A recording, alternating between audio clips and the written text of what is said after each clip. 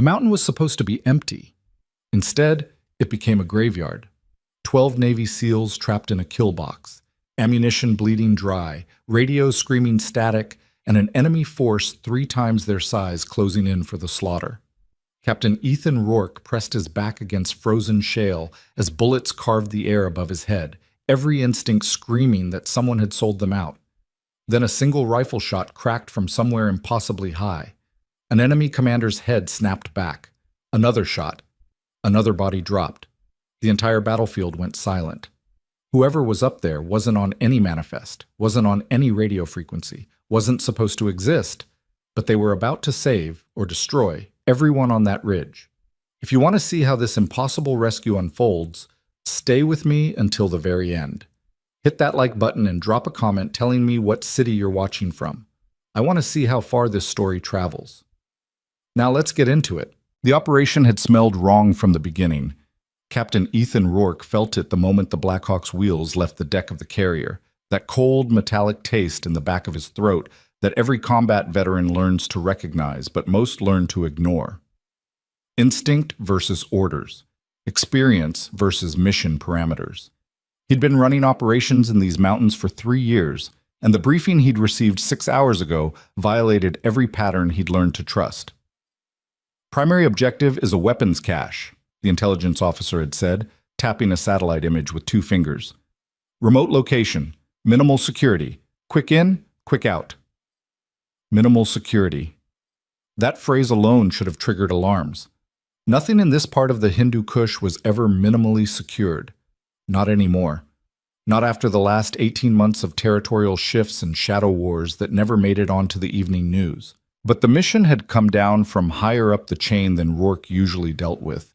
The kind of altitude where questions weren't welcome and objections were career-ending. So he'd swallowed the metallic taste, checked his rifle, and loaded his team onto the helicopter. Now, 8 hours later, that instinct was screaming. The insertion had gone smooth, too smooth. The rally point was right where it should be, a cluster of wind-carved boulders beneath a ridge that looked like a broken spine against the pre-dawn sky. Temperature hovered just above freezing. Visibility was good. Wind was manageable. Every tactical checkbox marked green, except one. "Actual, this is point," came the whisper over the radio. Sergeant Marcus Chen, their forward scout, had the kind of voice that never changed pitch no matter how bad things got. "I've got movement. Multiple positions. This doesn't match the brief." Rourke keyed his mic twice, acknowledged, continue, and moved forward through the rocks with the fluid, controlled motion of a man who'd done this 1,000 times. His team fanned out behind him in a formation so practiced it was almost telepathic. 12 operators, the best he'd ever worked with, men who could read a battlefield like a book and write their own ending when the script went sideways. He reached Chen's position and dropped into a crouch beside him. "Show me," Rourke said. Chen handed over the spotting scope without a word. The weapons cache was there, exactly where intelligence had placed it, a cluster of low stone buildings tucked against the mountain's eastern face, partially hidden by an overhang that would defeat most satellite surveillance, but the minimal security was nowhere in sight. Instead, Rourke counted at least 40 hostile fighters in fighting positions that looked like they'd been prepared days ago. Sandbagged machine gun nests, interlocking fields of fire, mortar tubes positioned on high ground. This wasn't a storage facility. It was a fortified position. It was a trap. "Tell me I'm seeing this wrong," Chen said quietly. "You're not." Rourke lowered the scope, his jaw tight. "This is a setup." "Do we abort?" It was the right question, the tactically sound question, but Rourke was already running calculations in his head. There were 4 clicks from the extraction point, exposed on high ground, with dawn breaking in less than 30 minutes. If this position was bait, and someone knew they were coming, then the enemy probably had forces positioned along every likely exfil route. Aborting might just mean walking into a different kill box. Before he could answer, the radio crackled. "All stations, be advised." It was Lieutenant Sarah Kim running overwatch from the western ridge. Her voice carried that same strange flatness Chen's had, the sound of a professional trying to keep panic out of the transmission. "I've got eyes on a large force moving up the southern approach. At least 60 personnel. They're not headed for the cache. They're headed for us. Rourke felt his stomach drop. Confirm 60? He said into the mic. Confirmed. Actual, we need to move. Now. Rourke glanced at Chen, then back at the cache below. The tactical picture was crystallizing with brutal clarity. The cache had never been the real target. They were. Someone had fed them poisoned intelligence, positioned them on high ground with no cover and limited egress, and was now closing the trap with overwhelming force. 60 plus 40. 100 hostiles against 12 operators with ammunition for a quick raid, not a sustained firefight. All stations, collapse on actual, Rourke ordered, his voice steady despite the ice forming in his veins. Fighting withdrawal to Rally Point Bravo. We are compromised. His team moved like water, flowing back through the rocks toward the fallback position with practiced speed. But Rally Point Bravo was a defensive position, not an escape route. It was a cluster of boulders and a shallow ravine that would give them cover and good firing lanes, but no way out if the enemy brought real numbers. They had maybe 3 minutes before contact. Rourke used 2 of them running through options in his head, each one worse than the last. The radio was crackling with fragmented traffic now. Too much interference, maybe jamming, maybe just the mountains eating the signal. He tried reaching the quick reaction force on standby at the forward operating base. Static. He tried the air support package that was supposed to be on call. Static. He tried the emergency frequency. Nothing but white noise and the sound of his own pulse in his ears. Comms are dead, said Staff Sergeant David Ortiz, the team's communications specialist. His face was tight with the kind of controlled fury that came from knowing someone had deliberately cut their lifeline. All frequencies. Someone's running a blanket jammer. Can you punch through? Not without time I don't have. Rourke nodded. He'd expected that answer. Everything about this situation screamed coordination, poisoned intel, pre-positioned forces, communications blackout. This wasn't an opportunistic ambush. This was a planned kill operation. The question was, planned by who? Positions, Rourke barked as the first gunfire echoed across the valley. His team dropped into cover with the smooth efficiency of men who'd done this too many times to count. Chen and 2 others took the high rocks on the left. Kim and her element anchored the right flank. Ortiz stayed central with Rourke, trying to coax anything useful out of the dead radio. The enemy came up the southern approach exactly as Kim had called it. 60 fighters moving with surprising discipline for what was supposed to be a ragtag militia. They had uniforms, real equipment, tactics that suggested actual training. These aren't locals, Chen said over the radio, tracking targets through his scope. These guys move like professionals. Noted, Rourke said. Hold fire until they're in the kill zone.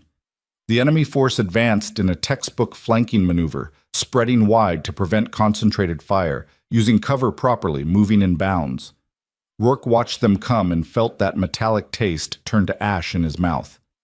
Whoever had set this trap hadn't just sold out the mission. They'd sold out his team to people who knew how to kill American operators. The lead elements reached the kill zone.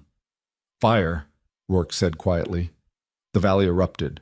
12 rifles opened up with surgical precision, each operator picking targets and dropping them with the cold efficiency that came from years of training and combat experience. The enemy's advance shattered. Bodies dropped. Screams echoed off the rocks. For maybe 10 seconds, it looked like 12 was enough. Then the machine guns opened up. Heavy fire raked across the boulder field, forcing Rourke's team deeper into cover. Rounds sparked off stone and whined through the air with that distinctive crack that meant they were close, too close. Ortiz grunted as a fragment of shattered rock caught him across the cheek, drawing blood. Contact left, Kim shouted. Second force moving up the western approach.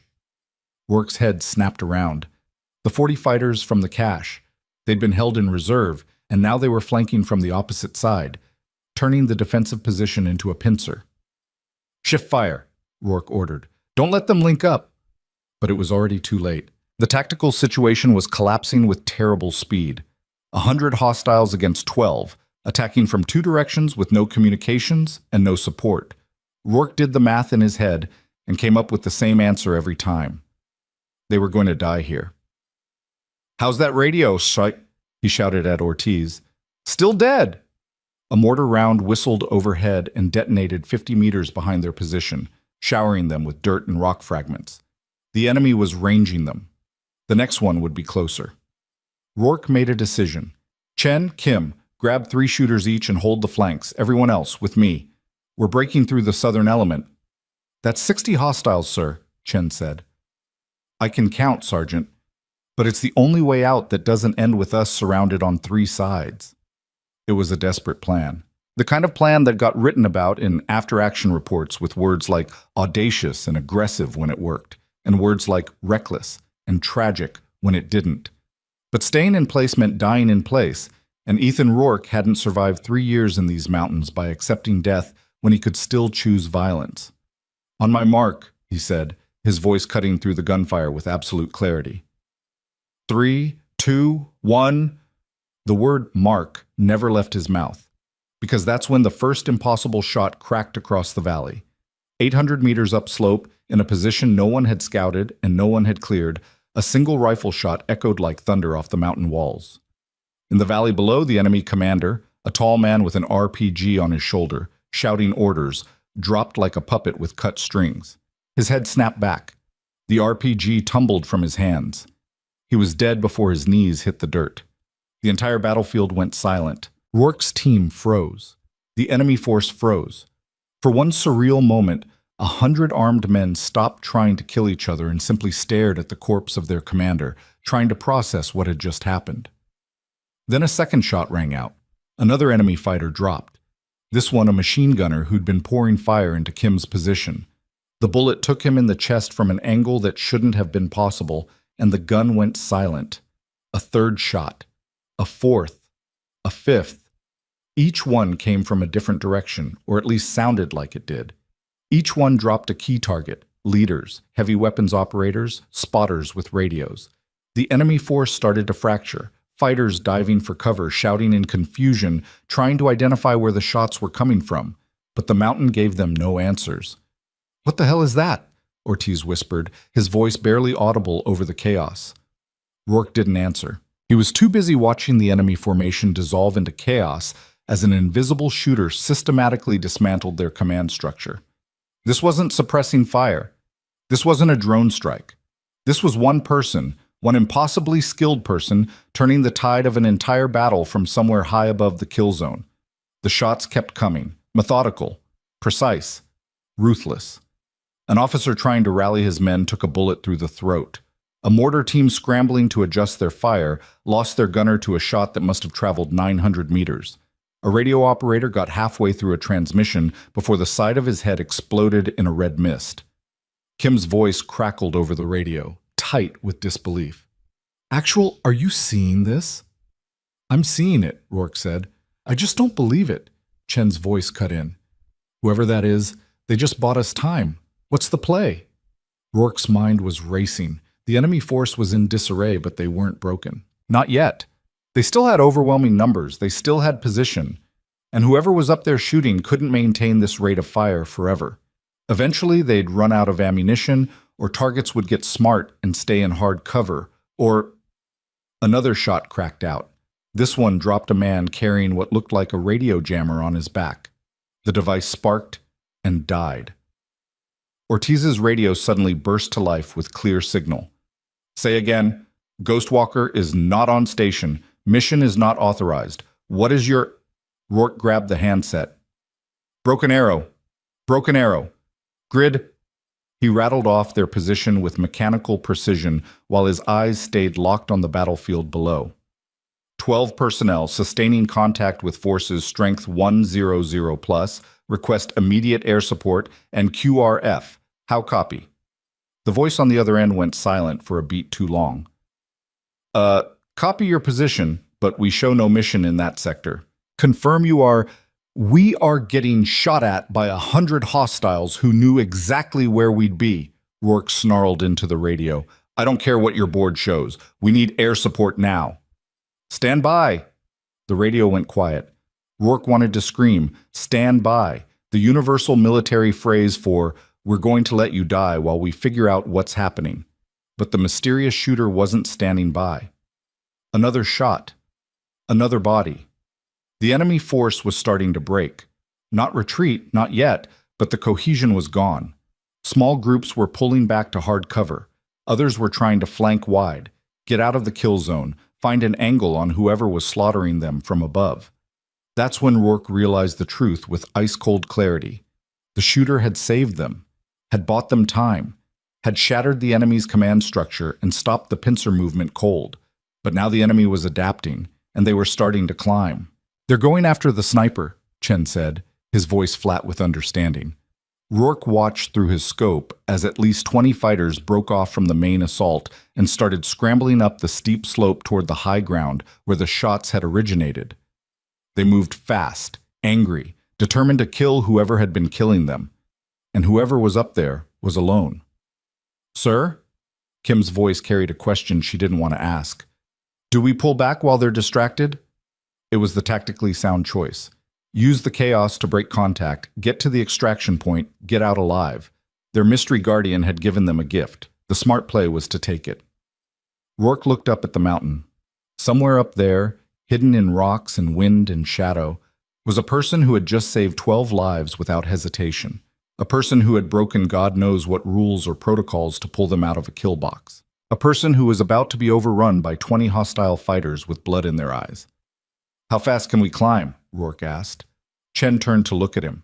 "Sir? That shooter just saved our lives. I'm not leaving them to die alone." "We don't even know who they are," Ortiz said. "I don't care." Rourke's voice carried the kind of finality that ended all arguments. "Chen, Kim, take 4 shooters and hold this position. Keep the main force pinned. Everyone else with me. We're going up." "That's a vertical climb under fire," Kim said.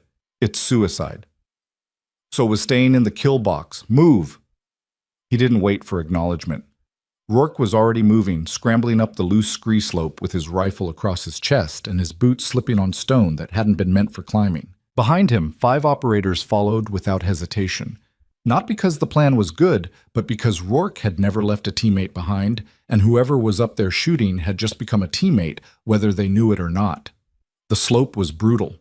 60-degree angle in places, loose rock that slid away underfoot, no cover from the sporadic fire that still cracked across the valley below. Rourke's lungs burned, his legs screamed, but he kept climbing, pulling himself up by handholds that crumbled in his grip, driven by a fury that had nothing to do with tactics and everything to do with the kind of debt that couldn't be measured in after-action reports. Halfway up, he heard the shooting change. The precise, methodical cracks from above became faster, more desperate. The mystery shooter was engaging targets closer than before, much closer. The enemy climbing team had reached their position. Rourke pushed harder. A bullet sparked off the rock near his head. Enemy fire from below. Someone who'd spotted the climbing team. He didn't even slow down. Just kept moving, kept climbing, kept driving toward the sound of gunfire that was getting louder and more chaotic with every second. Then he heard something that made his blood freeze. The click of an empty chamber. The shooter was out of ammunition. Rourke hauled himself over a ledge and into a narrow cleft in the rock, his rifle coming up even as his eyes adjusted to the shadows. The cleft opened into a small natural hide, the kind of position a skilled operator could occupy for days without being detected. Gear was scattered across the space, empty magazines, spotting equipment, and in the center of it all, still wearing a ghillie suit that made her almost invisible against the stone. A woman. She was younger than Rourke had expected, maybe 30, lean and hard in the way that came from years of field work, not gym training. Her face was streaked with camouflage paint and something that might have been blood. Her eyes were the color of winter sky, cold, sharp, utterly calm despite the fact that she was currently field stripping a jammed rifle with hands that moved too fast to follow. She didn't even look up when Rourke crashed into the hide. 3 tangos coming up the left side, she said, her voice carrying a Midwest flatness that belonged in a briefing room, not a firefight. 2 more on the right. I'm empty. You're not. Start shooting. Rourke stared at her for half a second. This impossible woman who had just saved his entire team and was now calmly issuing orders like she ran the operation, then spun and dropped into a firing position. The first hostile came over the ledge with an AK-47 raised in murder in his eyes. Rourke shot him twice in the chest. The second and third came together, trying to flank. Rourke's team had arrived now, pouring into the hide with weapons up. and they cut both fighters down before they could get a shot off. "Right side!" the woman barked. Rourke swung his rifle right just as two more hostiles appeared on a different approach. He dropped the first. Ortiz got the second. Then the shooting stopped. Silence fell over the hide like a held breath. Rourke's ears rang, his heart hammered. Adrenaline sang through his veins like electricity. But no more targets appeared. The enemy climbing team was dead or broken, and the valley below had gone strangely quiet. He turned to look at the woman. She had finished clearing her rifle's malfunction and was now reloading with a magazine she'd pulled from somewhere in the ghillie suit. Her movements were mechanical, professional. But Rourke could see the tremor in her hands now. The exhaustion, the 1,000-yard stare of someone who'd just burned through every round they had and was running on fumes. "Who are you?" Rourke asked. She didn't answer immediately, just seated the magazine with a sharp click, charged the rifle, and finally met his eyes. "Someone who wasn't supposed to be here," she said quietly. "Someone who just ended her career to save yours. And someone who's about to have a lot of very angry people asking the same question you just did." "I don't—" "Radio check," she interrupted, her tone shifting to pure business. "You have comms?" "Spotty," Ortiz said. "Got through to base right before we climbed, but then we need to move. Now. The main force is regrouping, and they're going to hit this position hard once they realize I'm empty." She was right. Rourke could hear it in the valley below. Shouted commands, the sound of many boots on stone, the distinctive clatter of weapons being readied. The enemy had taken a beating, but they weren't done. Not by a long shot. "There's a route," the woman continued, already moving toward the back of the hide. "Ravine system about 200 meters northeast. It's narrow, defensible, and it leads to an old shepherd track that'll get you down the backside of the mountain. If we move fast, we can stay ahead of them." "How do you know all this?" Rourke demanded. She paused at the edge of the hide and looked back at him with those winter sky eyes. "Because I've been watching this mountain for 3 months," she said, "and because someone needed to make sure operations like yours didn't walk into traps. I just never thought I'd have to pull the trigger myself." Then she was moving, slipping through the rocks with the fluid grace of someone who knew every stone by heart. Rourke looked at his team. They looked back at him with expressions that ranged from confusion to disbelief to the kind of dark humor that kept operators sane in situations that should have killed them. "Well," Ortiz said quietly, "this day just keeps getting weirder." "Move," Rourke ordered. "Questions later. Survival now." They followed the woman into the mountain as gunfire erupted behind them, and the enemy's surge finally broke against the empty hide they'd just abandoned. The ravine she'd mentioned was exactly where she'd said it would be. A twisted cut through stone, barely wide enough for one person at a time, with walls that rose high enough to block most angles of fire. It was a death trap if they got caught inside. It was also their only chance. "Single file," the woman called back. "Watch for loose rock. The walls narrow in places. If you panic, you die." No one panicked. They moved through the ravine like ghosts, weapons up, eyes scanning, every sense screaming that they were being funneled into a kill zone. But the woman led them through with absolute confidence, calling out turns before they appeared, warning about unstable ground, guiding them deeper into the mountain's guts. Behind them, the sounds of pursuit echoed off stone walls. The enemy was coming.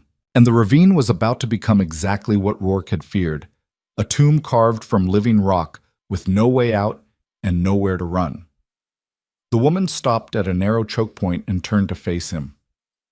"This is where we make our stand," she said. Her voice was calm, matter-of-fact, the voice of someone who had already accepted that this might be where the story ended. "The ravine gets narrower ahead. They'll have to come at us one or two at a time. If we hold here, we might survive long enough for your air support to arrive." "And if it doesn't?" Rourke asked. She smiled. It was a terrible smile, the kind that had no humor in it at all. "Then I hope you made peace with whatever god you pray to, Captain, because we're about to find out if 12 bullets can stop 100 men." Rourke looked at her, this stranger who had saved them, who had sacrificed everything for people she'd never met, who was now preparing to die alongside them in a nameless ravine on a nameless mountain in a war that didn't officially exist.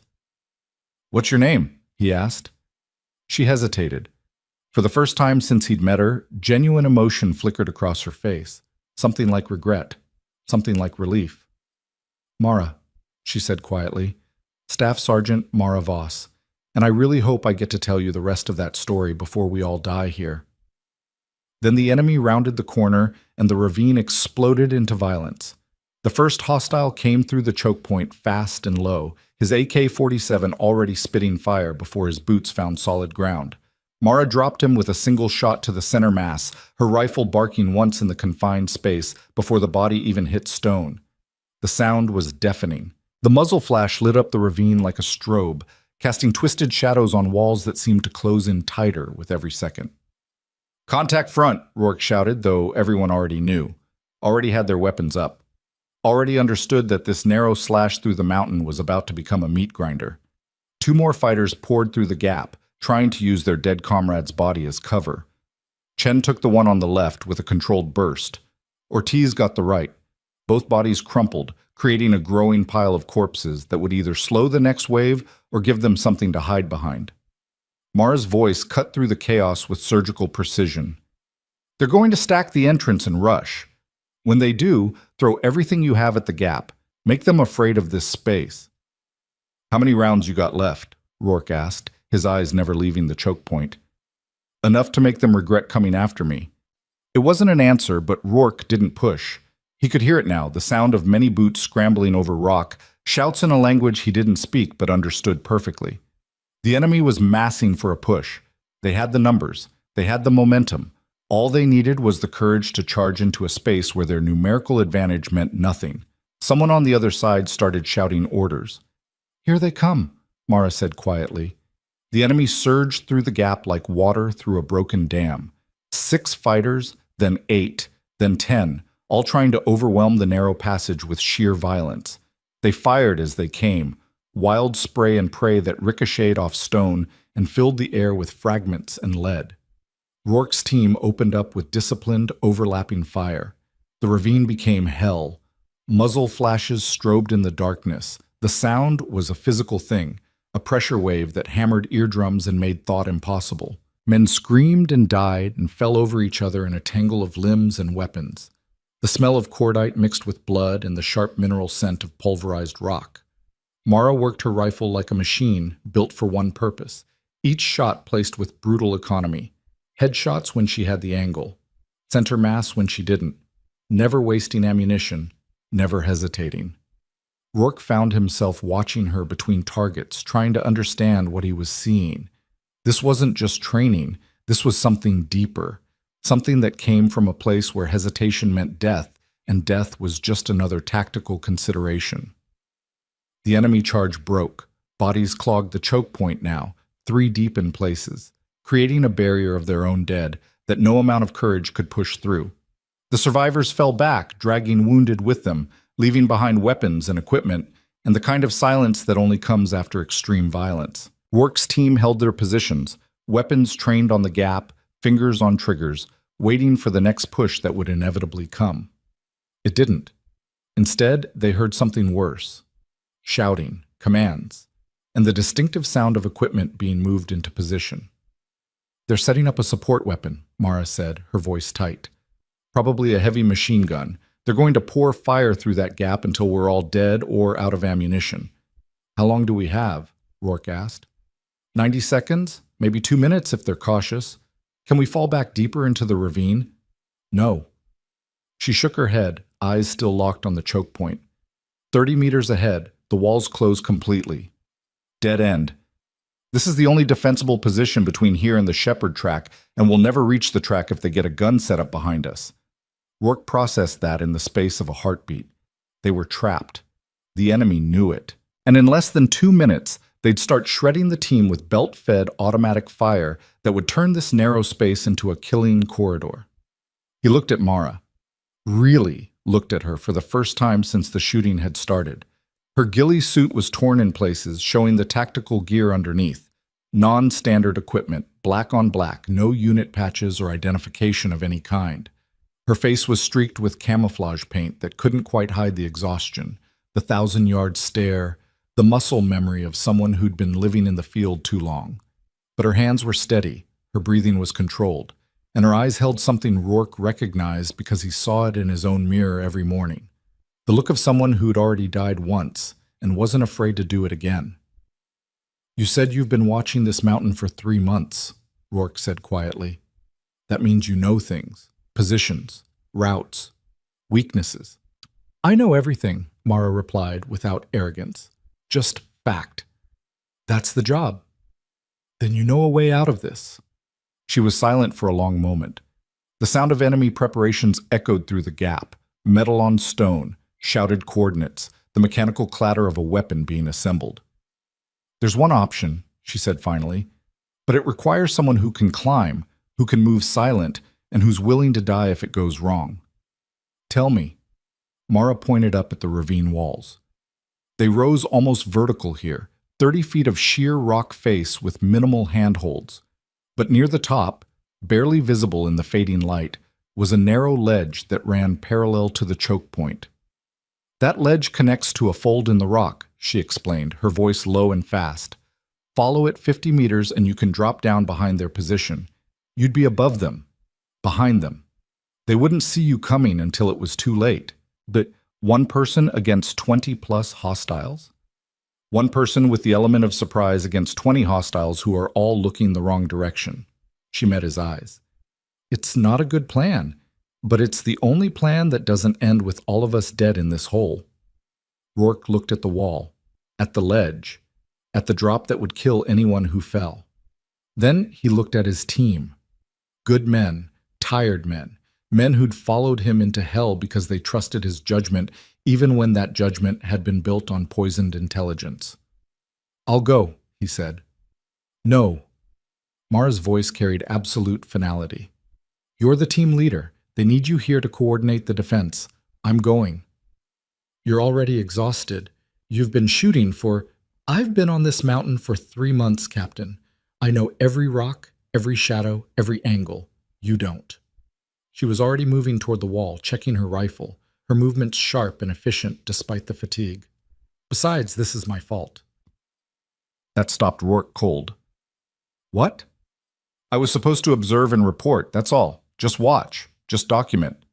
Her voice carried something raw now, something that had been buried under professionalism and tactical necessity. "But I saw your team walking into a trap, and I couldn't—" She cut herself off, jaw tight. "I broke protocol. I compromised my mission. And now you're all stuck in this ravine because I decided to play hero instead of doing my job. You saved our lives. I delayed your deaths. There's a difference." She turned to face him fully, and for the first time Rourke saw past the operator to the person underneath. Someone haunted, someone carrying weight that had nothing to do with equipment. "I won't make that mistake again. I'm going up that wall, I'm flanking their position, and I'm giving you a chance to get out of here alive. That's how this ends. You're not going alone." "Yes, I am." "Sergeant Voss mupped. I'm not one of your operators, Captain." "You don't give me orders." Her voice was steel wrapped in ice. "I'm a ghost. I don't exist. And after today, I'll exist even less. So let me do what ghosts do best." She started climbing before he could argue. The wall should have been impossible. 30 feet of near vertical rock with handholds that barely existed and no safety equipment. But Mara went up it like gravity was a suggestion, her fingers finding cracks Rourke couldn't even see, her boots somehow gripping stone that looked smooth as glass. She moved with the fluid confidence of someone who'd spent years learning to become part of the terrain. Halfway up, she paused. "Captain," she called down, her voice barely audible over the sound of enemy preparations. "When the shooting starts, you push hard through that choke point. Don't wait. Don't hesitate. Just move. Understood?" "Understood." She nodded once, then continued climbing. Rourke watched until she disappeared over the ledge, then turned to his team. They were watching him with expressions that ranged from respect to concern to the dark humor that was the only defense against situations that should break a person's mind. "Well," Ortiz said quietly, "she's either the bravest person I've ever met or the craziest." "Both," Chen said. "Definitely both." "Positions," Rourke ordered, pushing down the knot of anxiety that had formed in his chest. "When she makes her move, we go through that gap fast and hard. Overwhelm whatever's left on the other side. Questions? There were none. Professional soldiers didn't question suicide tactics when suicide tactics were the only tactics left. The wait was torture. Rourke counted seconds in his head, trying to track Mara's progress along the invisible ledge. 50 meters, she'd said. At a tactical pace, moving silent. That was maybe 2 minutes. Maybe 3 if the footing was bad. Every second felt like an hour. Every sound from the enemy position made his trigger finger twitch. The machine gun fired a test burst. The sound was massive, a chattering roar that echoed through the ravine like the voice of an angry deity. Tracers sparked off the walls near the choke point, bright lines in the growing darkness. The enemy was dialed in. They'd dump belt after belt through that gap until everything inside was shredded meat. 30 seconds. Someone on the enemy side shouted in English. Psychological warfare, making them count down to their own deaths. Then we turn you all into paste. Rourke's radio crackled. Ortiz had been working it during the lull, trying to punch through the interference, trying to reach anyone who could send air support or a rescue package or anything. Ghostwalker actual, this is Broken Arrow, Ortiz transmitted for the dozenth time. We are danger close with hostile forces, grid. Static answered him, always static. Rourke had stopped hoping for rescue. Hope was a luxury they couldn't afford. The only way out of this ravine was through it, over the bodies of everyone trying to kill them, or not at all. 20 seconds. Rourke's grip tightened on his rifle. 10. He drew a breath that tasted like blood and stone. 5. Then the world exploded, but not from the choke point. The explosion came from above and behind the enemy position, a concussive blast that shook the entire ravine and sent debris raining down like hail. Someone screamed, orders dissolved into chaos. And through it all, Rourke heard the distinctive crack, crack, crack of Mara's rifle, firing from an elevated position with clear lines of sight on targets who'd never expected to be flanked. Go! Rourke roared. Move, move, move!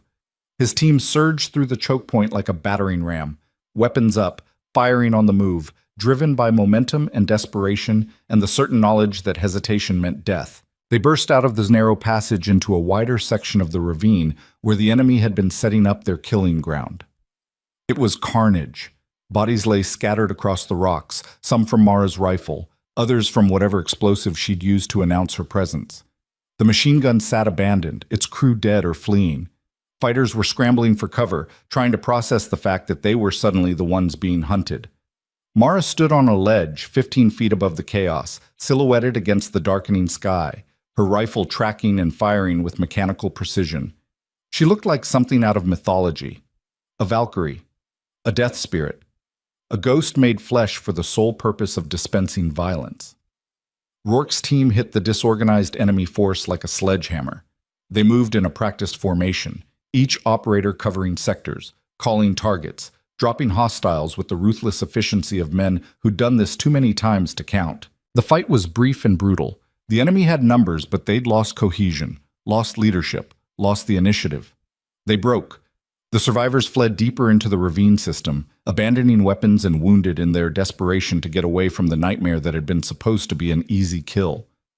Silence fell across the stone like a curtain.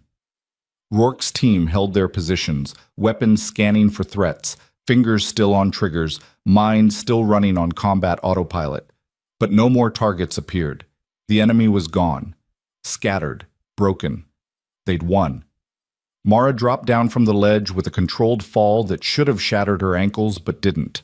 She landed in a crouch, rose smoothly, and walked toward Rourke with her rifle held low but ready. Her face was expressionless. Her movements were mechanical. She looked like someone operating on pure adrenaline and training, with nothing left in the tank but the muscle memory of how to keep moving. The shepherd track is 200 meters that direction, she said, pointing deeper into the ravine without preamble. It's steep, but it's clear. You can be off this mountain in 20 minutes if you move fast. What about you? Rourke asked. She didn't answer immediately, just stood there, swaying slightly, her eyes distant. Then she seemed to come back into herself, focused on his face. I'm not coming with you. Like hell you're not. Captain, you don't understand what I am, what I've done. Her voice was flat, dead. I was part of a program that doesn't exist, operating under orders that were never written, watching targets that were never designated. I had one rule: never interfere, never let anyone know I was there. And I broke that rule to save you. So what? So the moment I pulled that trigger, I stopped being an asset and became a liability. My handlers won't extract me. They'll erase me, and anyone I'm with when they come looking. She met his eyes. I just saved your life, Captain. Don't make me responsible for ending it. Rourke stared at her. At this woman who'd appeared out of nowhere, slaughtered her way through an army to protect strangers, and was now calmly explaining why she had to disappear back into the shadows. That's not how this works, he said. That's exactly how this works. I don't leave people behind. I'm not people. I'm a ghost. She turned away, scanning the ravine with eyes that never stopped moving, never stopped processing threats. You need to go, now, before they regroup. And you? I'll disappear. I'm good at it. Rourke's radio crackled to life. Repeat, Ghost Walker. Actual, we have your position. QRF is inbound. ETA, 12 minutes. Finally. Air support, rescue. The cavalry arriving just late enough to be useless, but just early enough to save them from having to walk off a mountain in the dark. Mara heard it too. Her expression didn't change, but something in her posture shifted, tightened.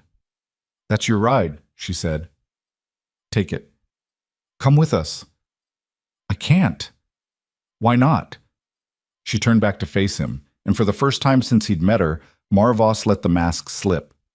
Let him see the exhaustion, the guilt, the weight of whatever she'd done or seen or been ordered to do in service to a program that didn't officially exist. Because the last time I put my team before the mission, people died, she said quietly. Good people. Better than me. And I swore I'd never make that mistake again. What happened? I was running Overwatch on an operation in Kandahar. My spotter, his name was Danny Torres, saw movement in a compound we'd already cleared. He wanted to call it in. I told him to wait, to confirm, to follow protocol. Her voice was flat, mechanical, reciting facts like a mission report. 30 seconds later, the compound exploded. IED that should have been detected. Wasn't. Danny was killed in the blast. 3 other operators were wounded. All because I followed the rules instead of trusting his instincts. She paused, jaw tight. After that, they pulled me out of conventional operations. Put me into the program. Told me I'd be more useful as a watcher, someone who gathered intelligence without leaving fingerprints, someone who could see everything and do nothing. A bitter smile. Turns out I'm not very good at doing nothing. Rourke processed that in silence. He'd lost men too. Made calls that went wrong, carried names on his soul that would never wash clean. Every operator who'd been in the field long enough had similar stories. The only difference was whether you let those stories define you or destroy you. Torres was your spotter, Rourke said, which means he knew the risks, made his own choices. And I guarantee you that if he were here right now, he'd tell you to get on that helicopter. You don't know that.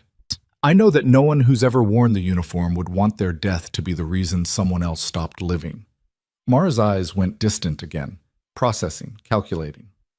Running through scenarios in a mind that had been trained to see 3 moves ahead and plan for every contingency. The radio crackled again. Ghostwalker Actual, we have visual on your position. Landing zone is hot. We need immediate smoke for extraction. Ortiz pulled a smoke grenade from his vest, looked at Rourke for confirmation. Rourke nodded. Ortiz popped the grenade and tossed it into an open area 20 meters away. Purple smoke billowed into the darkening sky. The sound of rotors echoed through the valley. 2 Blackhawks appeared over the ridgeline, flying low and fast, their door gunners already scanning for threats. Beautiful. Professional. The most welcome sight Rourke had seen in hours. They had maybe 90 seconds before the birds landed. Rourke turned back to Mara. She was already moving away from the group, slipping back toward the shadows at the edge of the ravine, disappearing, becoming what she claimed to be, a ghost. Sergeant Voss, Rourke called after her. She stopped but didn't turn around. When this is over, Rourke said, his voice carrying over the rotor wash, When the debrief is done and the paperwork is filed and someone asks me how 12 operators survived an ambush by 100 hostiles, I'm telling them the truth. Now she turned. Don't. I'm telling them that a lone operator with more courage than sense broke every rule in the book to save lives that weren't her responsibility, and I'm going to make sure that operator gets recognized instead of erased. You'll destroy your own career. I'll sleep better. They locked eyes across the distance. Two professionals. Two people who'd seen too much and carried too much, and were tired of pretending that doing the right thing always aligned with doing the ordered thing. The Blackhawks touched down, rotors still turning, crew chiefs already waving for the team to board. Rourke's team moved toward the birds in a tactical file, weapons out, covering each other. But Rourke stayed where he was, eyes on Mara, waiting for her decision. She stood at the edge of the purple smoke, half hidden in shadow, her ghillie suit making her almost invisible against the stone. A ghost caught between worlds, between who she'd been ordered to be and who she actually was. Then she made a choice. Mara Voss walked toward the helicopter, not running, not rushing, just walking with the controlled stride of someone who'd decided that sometimes the most dangerous thing you could do was trust another person. She climbed aboard the Black Hawk just as the first rounds from a regrouped enemy force started snapping through the air. The door gunner opened up with the minigun, laying down suppressing fire, while the pilot pulled pitch and lifted off. The valley dropped away beneath them. The mountain shrank. The battlefield that had nearly become their grave became just another set of coordinates on a map. Rourke sat across from Mara in the vibrating belly of the aircraft. She'd removed her ghillie suit, revealing tactical gear that was worn but well-maintained, weapons that showed the kind of care that came from people who understood that equipment failures meant death. She looked smaller without the suit, more human, more vulnerable. "You're going to regret this," she said over the rotor noise. "Probably," Rourke agreed, "but I've regretted a lot of things. At least this time I'll regret doing the right thing instead of the easy thing. They'll come for me. The program, they don't let people walk away. Then they'll have to go through me first." Mara smiled. It was a tired smile, a broken smile, but it was real. "You're either very brave or very stupid, Captain." "I've been called both." The Black Hawk banked hard, turning away from the mountain and toward the forward operating base 30 kilometers distant. Below them, the Hindu Kush stretched out in endless peaks and valleys, a landscape that had swallowed armies and broken empires and didn't care about the small human dramas playing out in its shadow. Chen leaned over from his position near the door. "Sir," he shouted over the noise, "we're getting a priority transmission. Command wants to know what happened up there." "Tell them we walked into an ambush," Rourke said, "and we survived because someone was watching our backs. That's all? That's all they need to know right now." Chen nodded and turned back to the radio, already crafting the kind of carefully worded report that would satisfy immediate questions without revealing anything that mattered. Ortiz caught Rourke's eye and jerked his chin toward Mara. "We're keeping her?" he asked quietly. "We're keeping her." "Good. I like her. She's terrifying. The best ones usually are." The flight took 18 minutes. 18 minutes of relative silence broken only by rotor noise and the occasional radio check. 18 minutes for the adrenaline to fade and the reality of what they'd just survived to settle into bones and muscles and minds. Rourke used the time to watch Mara. She sat with her rifle across her lap, her eyes distant, her face unreadable. But her hands were shaking now. The fine tremor that came after extreme stress, when the body finally had permission to acknowledge how close it had come to death. She caught him looking. "I'm fine," she said, though they both knew it was a lie. "You don't have to be fine. Not right now. I've been fine for 3 months. I can manage 18 minutes. But her voice cracked on the last word, and Rourke saw something in her eyes that had nothing to do with tactical operations or mission parameters or the cold calculus of violence. He saw someone who'd been alone too long. The Black Hawk touched down at the FOB in a cloud of dust and rotor wash. The team disembarked quickly, muscle memory taking over, moving toward the debriefing area with the mechanical efficiency of operators who'd done this dance 1,000 times. But before Mara could follow, a hand grabbed her arm. She spun, instincts taking over, her other hand already moving toward the knife on her belt. Rourke released her immediately, hands up in a placating gesture. Easy, he said. Just wanted to say thank you before the paperwork and the questions and all the politics that's about to rain down on both of us. Mara relaxed fractionally. You don't need to thank me. Yeah, I do. You saved my team, saved my life. And you did it knowing exactly what it would cost you. He paused. That's not nothing. She looked at him for a long moment. This officer she'd met hours ago and would probably never serve with again. This man who'd climbed a mountain under fire because he refused to let her die alone. I had to, she said quietly. I watched you walk into that ambush. I saw the trap close. And I remembered Danny. I remembered what it felt like to do nothing while good people died. Her jaw tightened. I couldn't live through that twice. So you threw away your career to save strangers. I threw away a career I didn't want anymore to save people who deserved to go home. She smiled that broken smile again. There's a difference. Rourke wanted to say something profound, something that would adequately capture the debt he owed this woman, the respect he felt, the certainty that the world needed more people like her and fewer people like whoever had set that ambush. Instead, he just extended his hand. Welcome to the team, Sergeant Voss. She stared at his hand like it might bite her. I'm not on your team. Not officially, not yet. But you will be. Rourke's voice carried absolute certainty. Because I'm going to make sure of it, and because I think you're tired of being alone. Mara's eyes went wet, just for a second, before she blinked it away and buried it under professionalism and training and all the armor people built to survive jobs that should break them. She took his hand. Her grip was strong, steady. The grip of someone who'd decided to stop running from the past and start fighting for a future. This is a mistake, she said. Probably. They'll come for me. Let them try. You're insane. So I've been told. They stood there in the dust and noise of the FOB, two operators who'd survived something that should have killed them, shaking hands like it was a business transaction instead of a lifeline thrown across the darkness. Then the debriefing officer appeared, clipboard in hand, expression already forming the questions that would turn the next 12 hours into a bureaucratic nightmare. But that was a problem for later. Right now, Mara Voss was still breathing, still standing, still choosing to trust that maybe, just maybe, the most dangerous thing she could do was let someone else carry part of the weight. And Ethan Rourke was choosing to believe that saving one person was worth burning down whatever political bridges it took to make it happen. Behind them, the mountain disappeared into the night, its secrets intact, its violence forgotten by everyone except the people who'd bled on its stones and survived to tell about it. The first wave hit like a hammer. 3 fighters came around the corner firing on full automatic, their muzzle flashes strobing in the narrow space like lightning trapped in a bottle. Rourke dropped the lead man with 2 rounds center mass. Ortiz took the second. The third got halfway through bringing his weapon to bear before Mara put a bullet through his collarbone from an angle that shouldn't have existed.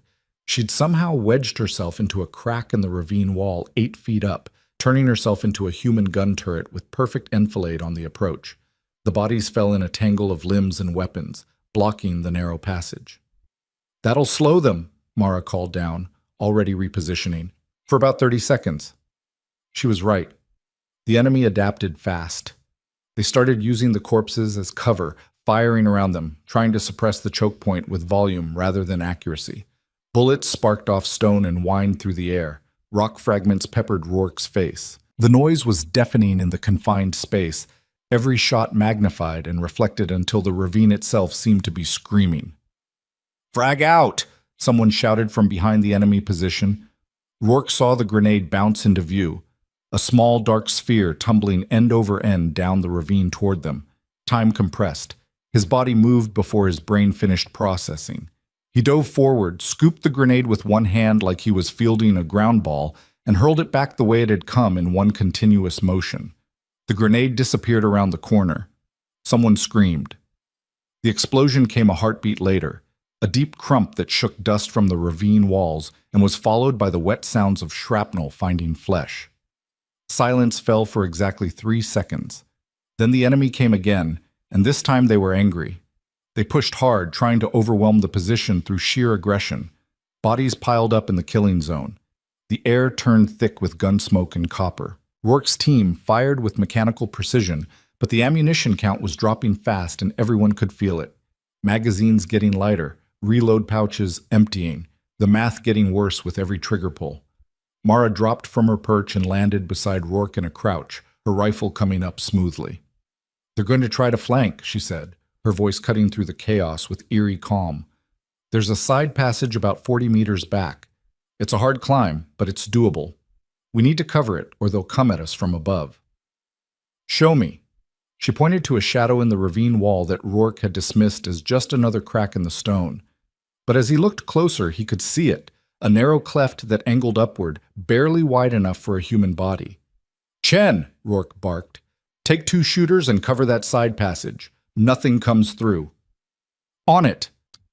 Chen moved with 2 operators, disappearing into the shadows while the rest of the team held the main approach. The gunfire never stopped. It became a rhythm: target acquisition, double tap, next target, reload, fire again. Over and over until Rourke's hands moved on autopilot and his mind retreated into that cold, analytical space where emotion couldn't reach him. That's when he heard it, a sound that didn't belong, not gunfire, not shouting, something else, something wrong. "Listen," Mara hissed. The team went silent, or as silent as possible with hostile forces 50 meters away. And in that brief pause, Rourke heard it too, a grinding, scraping sound, like stone moving against stone, like something heavy being dragged or pushed. "They're bringing up a technical," Mara said, her face going pale beneath the camo paint. "A mounted gun. If they get that into position—" She didn't finish the sentence. She didn't need to. Everyone understood. A heavy machine gun in this confined space would turn the ravine into an abattoir. There would be no cover, no defense, just a wall of bullets chewing through stone and flesh until nothing remained. "How long?" Rourke demanded. 2 minutes, maybe less. Rourke's mind raced through options, discarding each one as fast as it formed. They couldn't retreat. The ravine narrowed to nothing behind them. They couldn't advance. The enemy had overwhelming numbers at the choke point. They couldn't call for fire support. The radio was still spotty, and even if it wasn't, no air asset could reach them in time.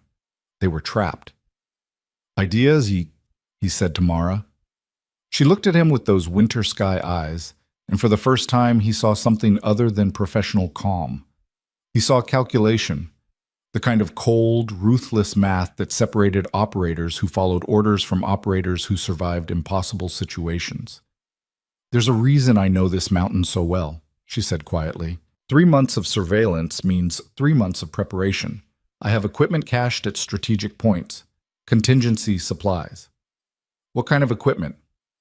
"The kind that makes big holes in things." Rourke understood immediately. "Explosives. 60 meters north, hidden in a rock cluster. But someone needs to get there, set them up along the approach, and detonate remotely. And that someone needs to move fast because that technical is getting closer every second." The grinding sound was louder now. Rourke could hear diesel engines straining, metal scraping stone, men shouting directions. They were maybe 90 seconds from having a .50 caliber machine gun pointed down their throats. "I'll go," Rourke said. "No." Mara's voice was flat, final. "You hold the team. I know where the cache is, I know the ground, and I'm faster alone." "You're wounded." Rourke had seen the way she favored her left side, the slight hitch in her movements, blood seeping through her tactical shirt from a wound she hadn't mentioned. "I'm functional. That's all that matters." Before he could argue, she was moving, slipping through a gap in the ravine wall that Rourke would have sworn was too narrow for a human body. 1 second she was there, the next she was gone, vanished into the mountain like smoke. "Cover fire!" Rourke shouted. "Keep them busy!" His team opened up with renewed intensity, pouring rounds down the ravine to keep enemy heads down while Mara did whatever impossible thing she was about to do. The shooting became continuous, deafening. Magazines emptied and were replaced with the last reserves.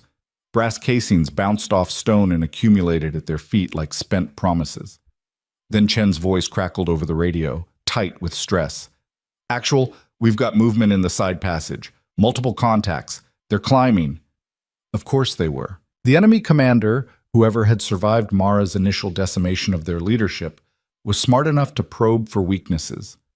The main assault was a fix. The real danger was the flanking force coming up through the cracks in the mountain. Rourke made a decision that went against every tactical instinct he had. "Fall back to the main position," he ordered. "Collapse the perimeter. We hold one choke point only." "Sir, if they get above us—" "I know. Do it anyway." Chen didn't argue. He understood what Rourke was betting on. That Mara would succeed. That the explosives would work. That they could survive long enough for her plan to matter. It was a terrible bet with terrible odds, but it was the only play they had left. The team contracted into a tight defensive position, shoulder to shoulder in the narrowest part of the ravine. 9 operators now. 3 were down to their last magazine, 2 were nursing wounds that would need real medical attention soon, and all of them were running on adrenaline and borrowed time. The grinding sound stopped. Silence fell like a curtain. Then a voice echoed down the ravine, speaking English with a harsh accent that turned every word into a threat. "American soldiers, you are surrounded. Put down weapons, and you will be treated as prisoners of war under Geneva Convention." Ortiz let out a bark of humorless laughter. "Yeah, because they've been real careful about following international law so far." No response, Rourke said quietly. "Let them think we're considering it." He was buying seconds. Precious seconds for Mara to reach the cache, set the charges, get clear. The math was brutal, and everyone knew it. But no one said anything. They just waited in the smoke and the silence while death prepared its final approach. The voice came again, angrier now. "You have 10 seconds. Then we send the gun."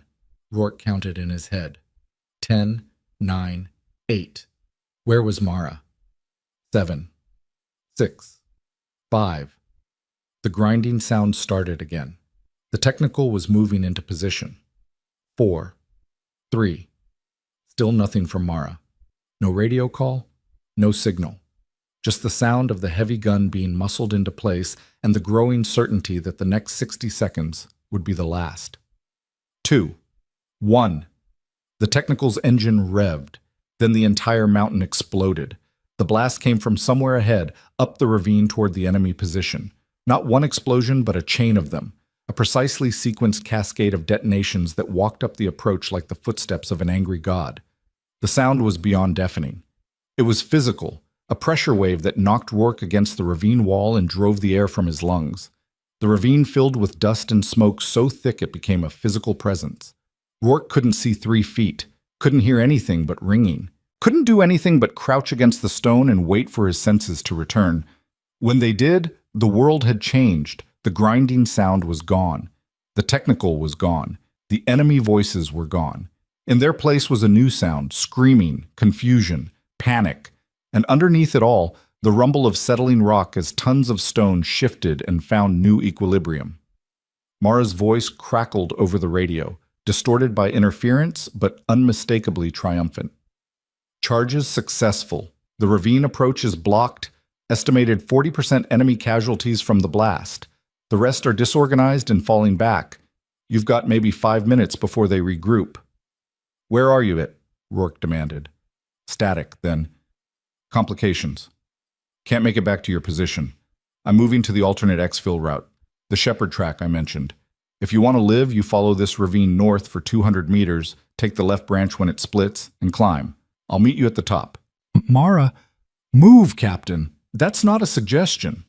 The radio went dead. Rourke looked at his team. They looked back at him through the settling dust, their faces masks of exhaustion and something that might have been hope. "You heard her," Rourke said. "Let's move." They moved. The ravine was different now, narrower in places where the explosions had shifted rock, wider in others where stone had crumbled away. They climbed over rubble and squeezed through gaps and kept moving north because stopping meant dying, and dying wasn't on the agenda anymore. The split came exactly where Mara had said it would. Left branch, steep climb. Rourke went first, hauling himself up loose scree that slid away beneath his boots. His team followed in a line, each operator helping the next, moving with the synchronized efficiency of men who had trained together so long they didn't need words. They emerged onto a ledge, maybe 15 feet wide, carved into the mountain's flank like a scar. The shepherd track, ancient, barely maintained, but it led downward in a series of switchbacks that promised eventual escape from this nightmare. Mara was waiting for them. She was leaning against a boulder, her rifle across her lap, her left arm hanging at an angle that made Rourke's medic training scream warnings. Her face was gray with pain and blood loss, but her eyes were still sharp, still focused. "Took you long enough?" she said. "You're hurt. Dislocated shoulder. Happened during the cash run. I'll deal with it later." "You need to deal with it now." "What I need is to get off this mountain before—" She stopped mid-sentence, her head snapping toward the valley below. Rourke heard it too. Engines. Multiple vehicles moving fast on the valley floor. And above that, another sound. Rhythmic. Growing louder. Helicopters. "That's not ours," Mara said, her voice going cold. "Our birds don't fly this sector. That's enemy air."